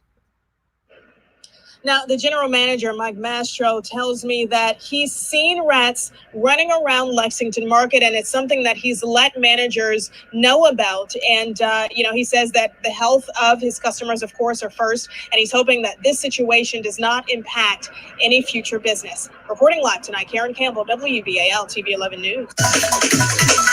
What the hell? I'm sorry. I'm reading the chat room. Y'all too much, Kiki. You need to stop making everybody laugh. I'm going to go back to this rat. Now, there's mice. Then there's rats. Hell, I think that could have been like a raccoon. They got raccoon rats. Look how this rat is bigger than. Let me play this thing. This could have happened to any shop inside Lexington Market. That rat just happened to choose Buttercup Bakery, a business that's been around for 45 years. Let's go to that video that first surfaced on social media. This cell phone video was captured by Milton Mitchell. It shows the rat inside one of the display stands. The general manager tells me. And somebody look how big this rat is. Look up. That ain't no rat. Hell, that's a raccoon. And then they all know. Look, is he trying to grab the rat? Is he trying to get it out? That man didn't even pay attention to that damn rat to the point that person could take their cell phone out and start videotaping it, saying, "Oh, wait a minute! Before I let him know what he should be paying attention to, let me show you this rat's in here on your food." Let's keep it moving. Me, a worker may have left the door open. May have left it open. From Lexington Market says this is an unfortunate situation. She also says a pest control company services the entire marketplace twice a week. Now, I want you to see how big this rat is. If this rat was laying this way on the side of this half a cake, that's how big that piece of rat is. That's how big that rat is. How that rat get that big? How that rat get that big? That rat been eating. He eating good. Hell, he eating better than the homeless black people downtown LA. Let me keep it moving. A cleaning service came out today for this incident. The health department was also here and will be back tomorrow to determine if Buttercup Bakery can reopen. Now, I spoke to Mike Mastro. He's the general. Look at him sniffing around. He got a lot of time on his hands. Manager. He says he expressed his concerns in the past to Lexington Market managers. I'm telling you, Y'all don't know how bad it is in other parts of this country. And I needed you to see this is that same market. Let me keep it moving. And get away with it. Markets have changed, I get it. And this is an old market. Old market like downtown LA where you have all these different cultures of food. But the difference is here is you have 80 to 75% owned by the Asian community. So here's a typical American meal, right? Eggs, bacon, sausage. This is a typical American breakfast. But as you can see, the Americans aren't running anymore. They sell grits. They're Asians. They're Asians. Now, I'm not being... Now, what culture people cultivate towards grits? Black people. See, all these people are doing everything in this market because if you walked outside, unfortunately, I should have videotaped it, it is 90% of Black people outside. Black people outside. Poor Black people, middle-class Black people, out of work Black people. Now, all these Black people are out of work. Why? Because the government has allowed other cultures to come in and they help each other. They hire each other. They don't hire you. But now they have grown to the magnitude of not just their own quadrants of segregated sections, which I talked about early, of different Chinatowns. They've now filtrated into Black communities over the last couple of decades. Into Black communities, they've learned what you like. They know your food. They know how you dress. They know what you eat. They know what hair to put on you. And the Asian community has dominated economically. They're able to go back to their culture, build their platforms. And the reason I keep repeating this because I needed to penetrate to you to see what this video, because it's got a lot going on. It's a lot to dissect. Discriminate. I'm making a point economically as far as being one to produce money.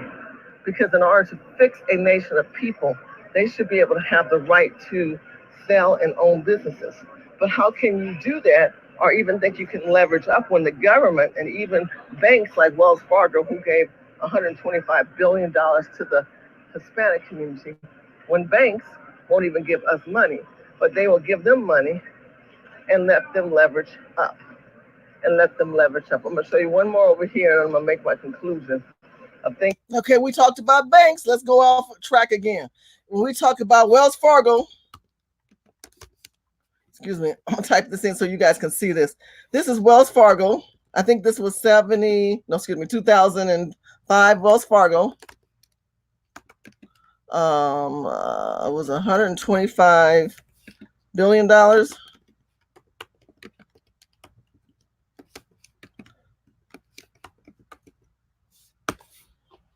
Okay, look at this right here. What did this say? Wells Fargo announces $125 billion loan to the NAHRPS. That's the National Housing Division. That has to do with real estate. I want you to listen to this. I'm going off because I want you to see. We're talking about money. Stay with me. Listen. Share this video. I want you to listen. Wells Fargo Home Mortgage announced today, the first day of Hispanic Heritage Month, its support of the goals of the National Association of Hispanic Real Estate Professionals Hispanic Wealth Project, which seeks to triple Hispanic household wealth over the next decade. Wells Fargo's goals over the next 10 years include a projected $125 billion in mortgage originations and a goal of $10 million to support a variety of initiatives that promote financial education and counseling for Hispanic home buyers. In continued recognition of the importance of hiring and retaining a diverse workforce, Wells Fargo also plans to increase the number of Hispanic home mortgage consultants on its sales team. The National Association of Hispanic Real Estate Professionals seek to triple the Hispanic household wealth over the next decade. Wells Fargo's goal overall the next 10 years is to include a project of $125 billion in mortgage origination. They're going to get loans for housing. We ain't getting that. We homeless. Where Black people out right now? Black people are homeless. Where they at? We got no mortgage. The mortgages we got are tents. And what did they say? And a various of initial financial counseling. Look at this. promotion of financial counseling for Hispanic home buyers, Hispanic home buyers, Hispanic home buyers. It didn't say black. What that say? What that say? What that say? Anybody say black? Somebody help me out. Hispanic home buyer. But see, we discriminate. Oh, you being mean, Shirley. You being mean. You being mean. This is on Wells Fargo's news feed, Wells Fargo's website. Now, if I'm so bad, y'all think this is like some blog channel. This ain't no blog channel. This goes back to 2015. Can somebody tell me who was president? Was that evil man with the cheetah hair? Was he president? Who was president in 2015? Somebody tell me who was president. Somebody type that man's name in the chat room. Who's going to be the first to tell me? Who was the president that stood by and saw this 125? That's right. Mona Love said it. Barack Obama. Barack wanna be a Hussein Obama. He's the one that sat back and didn't say nothing to black people. Oh, by the way, black people, just side note, Wells Fargo getting the hookup for the Mexicans. You might want to put a little shout out for you. I'm going to put a little shout out for you. He ain't going to do that. That boy didn't do that. No, he didn't do that. What did happen? Continue to recognize the importance of hiring, to continue to recognize the importance of hiring and retaining. What a word. Oh my God, Jesus, take the wheel. Of hiring and retaining. Retaining. Do you know how important that word is for those people? Hiring and retaining workforce. Do you see how this was written? This was written to tell you we are suppressing everyone else and we are emerging these people to the next level. That's why you see California falling apart right now. The Hispanics have not on a corner selling oranges like they used to. They're giving them loans for businesses and housing. Wells Fargo also plans to increase the number of Hispanic mortgages in consulting and counselors and sales teams, because many of these people don't speak English. So we've got to get consultants and counselors. What else do they plan on doing? I got to keep this going because I need to drill this into you, how these people are making money and getting foundations and 401k accounts set up. Homeownership is a vehicle through which many people build wealth and financial stability, said Brad Blackwell, head of portfolio lending for Wells Fargo Home Mortgage. Home buying and its downstream benefits can help improve neighborhoods, local businesses, and the overall economy. As the nation's leading home mortgage lender to racially and ethnically diverse home buyers, including Hispanics, we support NAHREP in this important mission and want to demonstrate our efforts to do more to increase homeownership to these communities. The NAHREP Hispanic Wealth Project Blueprint focuses on 3 component goals to facilitate Hispanic wealth creation: a 50% or greater rate of U.S. Hispanic homeownership, a 50% increase in the first-year success rate of Hispanic-owned businesses, and a 25% increase in the number of Hispanic households owning non-cash financial assets such as stocks, bonds, mutual funds, and 401k accounts. The National Association of Hispanic Real Estate Professionals are stating that they're focusing on a goal. What is that goal? At 50% greater in U.S. home ownership. They want more people to own homes. They want to set them up with businesses. Is this not an economic empowerment plan for these people? And the 25% increase the numbers of household of non-cash finance, because they want them to invest in stocks and bonds and mutual funds with their 401k accounts. Come on now. We got problems, people. We got problems. And that's why I told you in this video, there were Hispanics running businesses too with these Chinese folks. Things that I think that we need to change. Here is another. Hold on. Computer is kind of acting weird. What did I do wrong? Because, this is the problem I'm trying to make you understand. That if we're going to sit back and we're going to allow the disposition, we'll go on to something else. I think you've got the logistics of this video. And I want you to understand that there are people in this country right now who are using financial resources through the government and banks and OP, other people's money. And now they've set up accounts personally for themselves. Hispanic banks are on the rise. Different banks that are set up just for them, not for you. Hispanic banks, Chinese banks. Well, how many banks do we see in the Black communities? Rare and far between. Rare and far in between. because these same people are now communing their monies together. They're growing. These are growing trends and insights. I got to show you something else. I got to. We're getting ready to close this video out, but I'm failing my people if I don't get you to see the logistics of money. I got to show you one more thing. I got to show it to you. I have to. I want you to see this. What it says. What does that say? Trends and insight into Hispanic markets and financial markets. Listen to this. Listen to this. They've got some growing trends. And I want you to understand that this is not news. The Hispanic market is not only growing in size and importance, it's evolving. Research from several sources highlight where this market is different and similar to others in how it views financial matters. The insights point to 3 clear takeaways.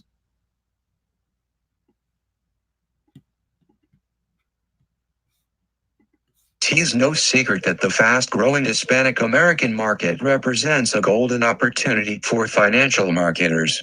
What's less clear is whether the majority of financial institutions recognize the nuances that can make or break a marketing campaign to tap this attractive, large and evolving market segment.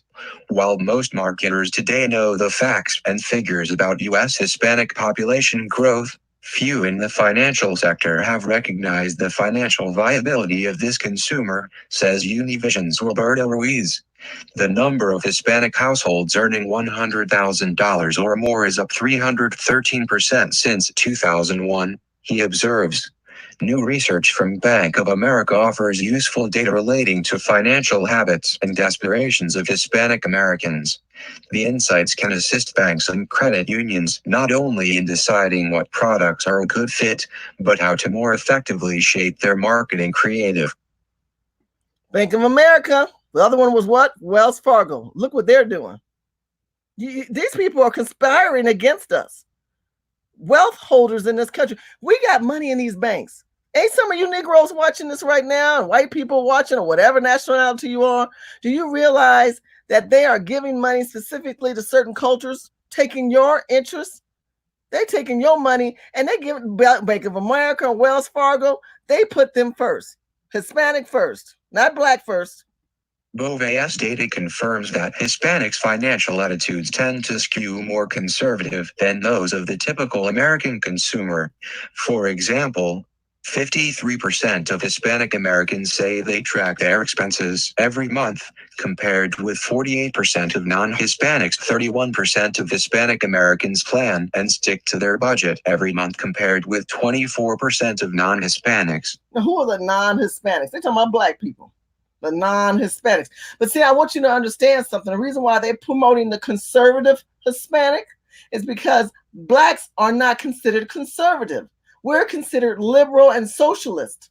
We've leaned so far to the left that we don't talk about capitalists. We don't talk about the disposition of government and wealth gaps and how we need OPM, other people's monies, and we need interventions for businesses and schools and housing and other things that we want to do for our community.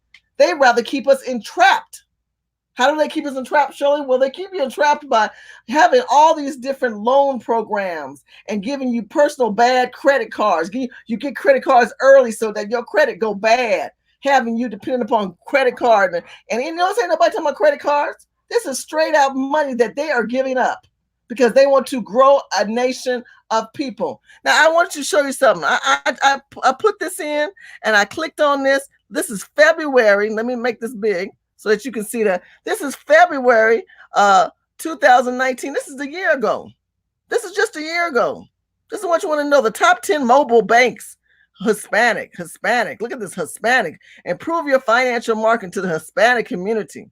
I mean, these people are growing. This is 2018, 2019. As much as they talk about they hate Trump, the ones living here are thriving in young Hispanic financial institute to see the future. They focusing on the next generation. We're too busy having abortions. We're too busy talking about hip hop and all this other bullshit and celebrity bullshit. And look at them. They're focusing on their children's children, generational wealth. What's wrong with us? What's wrong with you Negroes? That you are not waking up to the fact that we are being dispositioned by the Chinese, the Hispanic, in other countries, and even the Indians. And we'll go into that conversation later on. But I needed you to wake up and be conscious of what is happening, because the more that we're conscious, the better we are. Illegal immigration is a real deal. Immigration is a real deal. But government's filtration of using these people, those people more than anybody else, they will help those people first. It is not black first. It is those people first. They are playing games with us while we sit at the wheel and sleep. We can no longer sit at the wheel and sleep. We as black people need to wake up, because they are playing some kind of games. And China's getting ahead in such a way we can't believe it. But we're too busy worried about, well, we got to talk about ADOS first, and we got to be foundational people first. You know, get over yourself. The bottom line, we are lineage people first. We are a nation of people that consist of colonists, people who are the colonist nation, people who have come here and helped build and develop this country. But you don't realize that in 1870, right after the emancipation, there were some white colonists who were from the South, who were Democrats, who were saying, oh no, we're not going to allow these Negroes to grow economically. We're going to help these Chinese people. We're going to bring them in. And then after we pay them for working, we're going to allow them to sneak their wives in. We didn't even get into that part of the story. They snuck their wives in. And after they snuck their family members in, they were able to grow their families. They continue to use the word family. Where do we have the word family in the black community? Do we talk about family? No, we talk about how the black man ain't no good, the white woman ain't no good, and the black woman ain't no good. It just gets old. I'm sorry, people. I don't mean to rant, but we need to value. We need to value the information that I'm sharing. We need to value the information we know from each other. Now, this is not a racial attack towards any of these people, so I don't need nobody talking about, well, you're being bigot and racist and all. That's some bullshit. This is education. This is knowledge. Knowledge is power.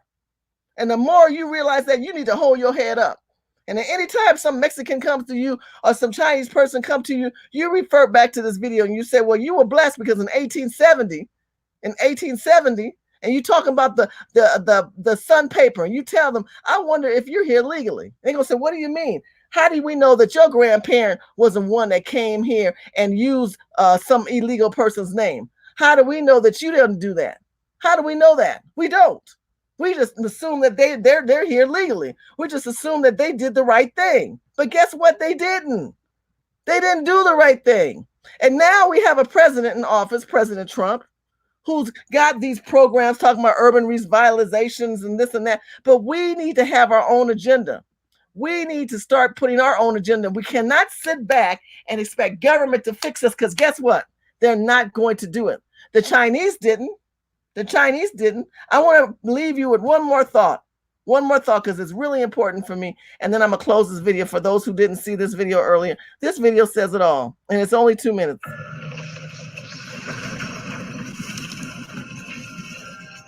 In 1906, disaster strikes San Francisco. 7+ magnitude earthquake. And it really wasn't the shaking that destroyed the city so much as the fires.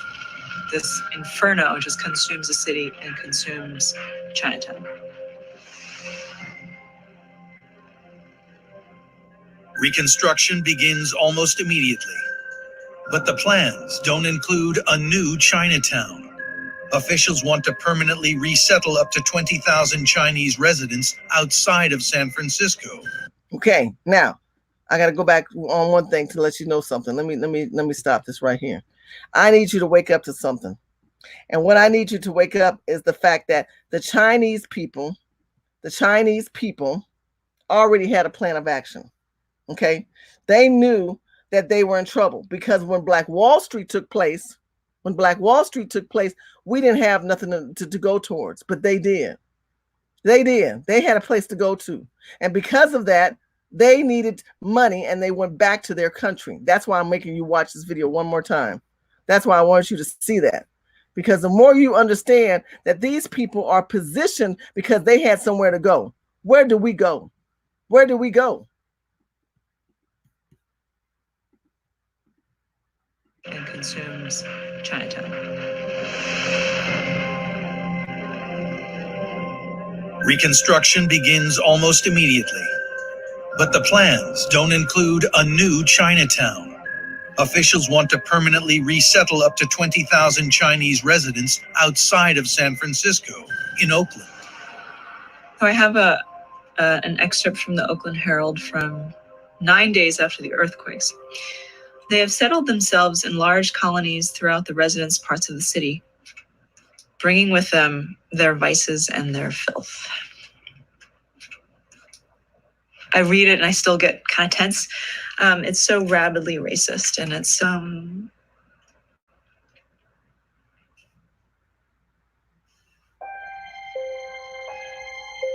Chinatown is the only home many of the residents have ever known, and Look Tin Eli won't give it up. They immediately said, we have to rebuild, and we have to rebuild quickly, right away. Now a successful businessman, Look Tin Eli raises millions of dollars to fund his radical new vision for a new Chinatown. Let me stop here real quick. I got to go back and say this to you. This particular man in China was well known. He was very wealthy. Where did he go back to? He went back to China. I told you this early in this video. I'm repeating it. I want you to get it in your head. They have a place to go to. They still spoke their language. They didn't beat their culture out of them like they did for us. They didn't stop them from sharing their native tongue. They'll circumvent you right now in line and see another Chinese person, another Hispanic person. They didn't stop them from speaking their language. You need to start to understand. Don't feel bad. Don't feel bad. Hold your head up, because you come from a colonist nation of people who destroyed your people, but yet you made it through the rain. Your grandparent made it through the rain, and now you are waking up. Because, see, they burned our Black Wall Street down. We couldn't go back to Africa and speak our language and get some money. But this man went back to China because the white Americans didn't help him rebuild this. This was Chinese people. For a new Chinatown, not like before, but with traditional Chinese architecture. They hired white architects to enact this sort of fantasy vision of Chinatown, and so they had this, pagoda roofs and all of these flourishes, architectural flourishes that were, really not even seen in China at that time. It proves incredibly successful. Today, over 2 million people visit here every year, and there are some 50 other Chinatowns throughout the states. So in a sense, Chinatown, created because of discrimination, was also the... Again, I said this last time. That's bullshit. This is a Hispanic professor lying to you. Telling me it was created because of discrimination. No, it was created because of capitalism, motherfucker. Excuse me for cursing. This is what they tell me. This is subliminally to make you feel bad for them. Because what happened? When you fall, you get up. When you fall, you get up. Guess what? They fell and they got up. We failed and they stepped on our backs. They stepped over your backs and they kept building. And they came into your community. Because that's bullshit right there. He's talking about they discriminated against them. No, they went ahead, went back to China, came back, hired white people for architecture. Did they not say that? And said, we're going to make this look a little bit more authentic to maybe a Chinese look that they might like. Let's pander to these white people. Write that word down. Let's pander to these white people and make this more commercial. So they come and eat our food and drink and live with us. And we will make money with white people and still maintain a safe haven for our people. Let's keep it moving. Place, the landing site for their integration into American society. There are now just over 4 million Chinese Americans. 4 million Chinese Americans. God bless America. You need to let that sink in. Where are Black people today? How were we so trampled so bad that now they've got little bitty tiny Chinatowns everywhere? They're not desegregated. They still are segregated and getting special funding like the Hispanic community. My God, people, wake up. 40% of whom live in California. You see that man? You see how he came in? What year is this? Can y'all see that year? 1870 to 1990. That's when this man was around. What happened in 1863? Somebody tell me what happened in 1863. I want to see that in the chat room. I'm gonna wait till I see it come up. Somebody need to tell me what happened in 1863. Because in 1863, something happened amazing for Black people. But guess what happened in 1870? These people started to have a man born and rising in this country and made sure that his people never become in a situation that we are now. What happened in 1863? Ain't nobody wrote it down. The Civil War. Nope, that's not the right answer. That's a good one, Kenneth, but that's not the answer I'm looking for. 1863. What happened? Ain't nobody gonna type it in? This is what I'm talking about. Y'all don't even know your own history. When were we now? When were we freed? What is that thing they called that freed us? What did they call it? Anybody know what it is? Thank you, Kenneth. The Emancipation. Mr. Taylor, you get all 10 points. The Emancipation. Thank you, Mona Love. The Emancipation. Approximation. Somebody needs to talk to me. If that's 1863, that means white man had an agenda. Because then these Chinese people came in and built the railroad, talking about, we helped build the railroad and you were compensated for it. We built the railroad and they cheated us of the dollar. They still treated us subhumanly. And we sat down. And guess what the Chinese people, man, do? Guess what they do now today? This is what they do. They walk away and they turn their back on you. Because you ain't nothing but a commodity, trade, goods, and service. You ain't nothing but a Negro that they are here to make money off of. I want to thank you guys so much for being with us tonight. Thank you much for your love and your support and your conscious thinking, because you all make a difference. You all make a difference. And the more that we talk, the more we learn, the more we grow. Because the emancipation, because of the different laws and the civil rights laws are in place, but we need to come forward in 2020 and realize that the money that the federal government, including the banks and their own personal banks and the OPM, the other money that they give to each other, are leveraging and stacking chips against you. And you get mad and you think it's Trump, but it's capitalism used in the form in bettering other people. And when they tell you that capitalism is evil, it's because you have a socialist mindset. They're not looking at capitalism as evil. They're looking at it as an opportunity to house and feed their families. That's what they're doing. That's what they're doing. They're housing and they're feeding their families and they're helping that next generation. But what we're doing instead is we're focusing on the bullshit. Entertainers bragging about their studios. Entertainers taking other Black people down. Entertainers who are not creating lobbyist groups to have voices at the table for us. Why is that? Why is it that they have the resources to develop a foundation of communication, a foundation of legislation to have a seat at the table among the power players? But if we don't be players to the table and we don't acknowledge the power that we have, we fail.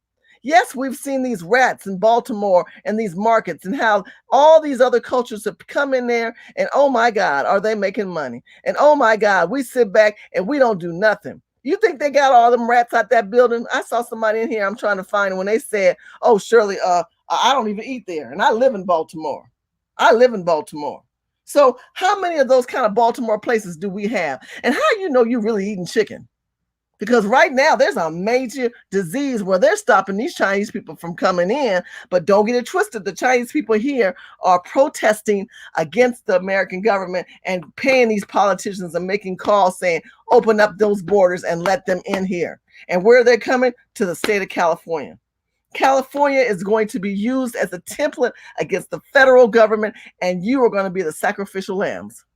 You're going to be caught in the crossfire because you're not awake. But thank God for those people who've stuck with me these last couple of hours. I know this is a longer video, but these videos have in depth and they have knowledge. And I want you to share, break them down, sit down, have watch parties. Sit down and watch my videos, stop them, and then divert and do me like I just did with other videos and have conversations. And you'll probably get more in depth and more deeper than me of the history of how the positioning of chess and checkers and games that we've been played upon and used as pawns on the table. Because the importance of knowing your self-worth empowers you to come as a unit of people. But if you don't do that, you'll be just asleep and stuck in the wheel and caught in the crossfire. We are on the verge of extinction. Black people, especially in California, at 6%. And I'm trying to warn all the people in the Midwest and in the South to keep your eyes awakened, for this is what these people are doing. They're growing at a rate that you can't understand. And you can't understand because you don't understand that the money that they've acquired allows them to do that. There's no money allotted to us to do this. Think about it. To build businesses and stores and markets. And if they do, they're going to tell you, you're not smart. You're not like us. We have money. We know how to save. We know how to put ourselves together. Well, if we went through our own history, I can tell you that we've been dispositioned because of immigration and EB-5 visas. You just learned that. You've been dispositioned because you don't have OPM, other people's money. You've been dispositioned because we don't have black banks in the multitudes that they have. You've been dispositioned because you don't have the visas and the grants and the green cards to bring in and take care of families, which I just showed you. I broke that down. So when anytime these people come to you, you need to get some weapon cards of words for them and say, let me educate you and give them dates and times and numbers. Because I didn't even go to the dates and times as much as we probably could have. But these are the ways you use this of warring weapons of powers out of your mouth. So when you go to politicians and you ask them, why would you do all of this for these people and not for the nation of descendants of slaves? Why would you empower these people to a point we are so enabled that we can't even go and help our fellow man? We can't go and help these homeless people. We can't provide housing for them. We can't take them under our wings. We can't take our bank money and our lobbyist groups, which we don't have. We don't have no lobbyists on Washington main plazas and streets saying, look, you get these black people off this corner or we're going to cause an uproar. We act like we don't even care. So before you start throwing stones at any of these other cultures of people that we talked about, which you have the right to do if you want to some extent, to some distinction, to some point, you need to throw the stone at yourself. You need to have questions to why are you voting down ballot voting? Let's vote down ballot. I'm still going back to that. Because the people that you have in office right now in your communities, especially black communities, have dispositioned you. And you've allowed that. You've allowed that. I've allowed that. I have to be responsible towards that too. Because I sat back and I fought, but I'm by myself. I can't do this one-man show. I'm not going to run up and down these streets as much as I used to, because I need to build wealth under a capitalist administration. And I encourage many of you to do the same, to look at opportunities, to look for loans. And people talk about free money. They mean low-rated money. Rates are low right now. Even if you have bad credit still got good rates. There's all kinds of ways. You just have to believe in you. You have to set the tone, the foundation, and the vision of saying, I know I can excel to that next level. But there's one thing that you have to do is have charisma and execution. And you have to stop supporting these people. This is not about being mean or not. This is nice. This is a strategic move that we have to do. This is what they did in the 60s. This is what they did in the 70s and the 50s. They did strategic moves to keep us ahead of the game. But we can't just be ahead of the game. We have to own it now. And we have to show them in their face there is a responsibility. There's a responsibility that the federal government is not doing. There's a responsibility that we're not doing to helping us make money, and they're dispositioning us, and we need to tell them that. We need to tell them that, because if we're not going to tell them the real truth of the matter, if we're not going to tell them and hold them accountable of staying focused and knowing the real history that they're not teaching. They're not teaching no real history to us. They're not teaching what Dr. King had really talked about. They're not teaching the real history. And we're going to go through that one too, because Dr. King, towards the latter of his life, talked about how immigration and how the peasant white people, the colonists who were poor, were given more of a leg up than we are. And look at the outcome of where we are today. So make sure you follow me on Facebook, Twitter, and YouTube. Make sure you subscribe. Many of you have followed me all this night. Thank you so much, Pam, and for moderating Richard and Carol and Sydney and Kiki Green. I love my Kiki Green. Follow these people. Kiki, I love, and follow Pam, Sydney, T. West. I thank you so much for loving me. And thank you, Mr. Research, for being on. Jonathan and Carol and Lewis and Debbie B always comes in. I appreciate you. Jonathan, Mona Love. I love you, Miss Mona. Kenneth Taylor, who got that answer right about emancipation. I appreciate that. Dimitri, Burning Brass. I mean, so many. Maxwell Allen, thank you. Richard Wright, thank you. Donna B, thank you. I know I'm going to miss somebody. Lucky, I thank you. Lucky Sports always comes in there and always supporting me. And Blackboard, the Blackboard. Please follow the Blackboard. God bless. Blackboard's always on point. Blackboard brought up the point of what she said, which was so true. Look, I know many of you guys follow Yvette Cornell and Tone Talks, and they've got great information. But I agree with her. They are practitioners. They are not surgeons. They are not giving us an agenda, and they won't get behind what I call the watchtower. They sit in front of that camera. Yes, they're setting up group meetings for people to go visit and meet with them and give donations. But the bottom line is we've got to go darker and deeper. I mean, I go darker, mean darker within the waters and really try to unplug the problems in our arteries in the Black community. And I tell you, we need a surgeon. And Blackboard mentioned that, and I sure appreciate that. That means a world of difference. Yvette Johnson, thank you for so much for being out there. Dr. Bombay. Dr. Bombay is a wonderful person. I appreciate that so much. And Mills is out there. So many of you guys and TB. And oh my God, thank you for Jesus is Lord. Always comes in. And my girl Kiki, you know, I love you guys. It's so many. I know I'm going to miss somebody. I just thank you so much for your love and your consistent sharing of this video and sharing your love towards me, because it makes a difference. But I can't do this by myself. I get burnt out. I get tired. I'm hurting. Y'all don't understand. It hurts for me to see people we step over to go get a cup of coffee every day. California is bad. It's really bad. It's really bad. Really bad. And the only way we can make sure it don't happen in Chicago, as bad as and Chicago is, y'all still got Black people. Atlanta, y'all got Black, but we down to 6%. These people are nasty. They're mean to us. They treat us like a piece of crap. They're just not kind people. And you can see why. Money and power makes you greedy. It makes you unkind. Because you say, well, if I can do it, why can't you? Well, we can't do it because they've dispositioned us. They don't understand that. And nor do they care to, because it's all about them. Well, I say turn the tables and make it all about us. And the only way we can make it about us is empowering ourselves by communicating, sharing this video, subscribing. Please subscribe. Go follow Mr. Research. And I look forward to, I look like coming back on Sunday where I'm going to talk about Mr. Trump. Where is Trump today with Black people? That's going to be an interesting video. You better watch that one. And I'm going to talk about Trump and Dr. King. Would they be on the same page today? Because no one is addressing this homeless crises or these financial issues that we're going on within, and we need to deal with that. But I need you guys to share, subscribe, stay focused, know who you are as a people, be empowered to be visualized and be encouraged.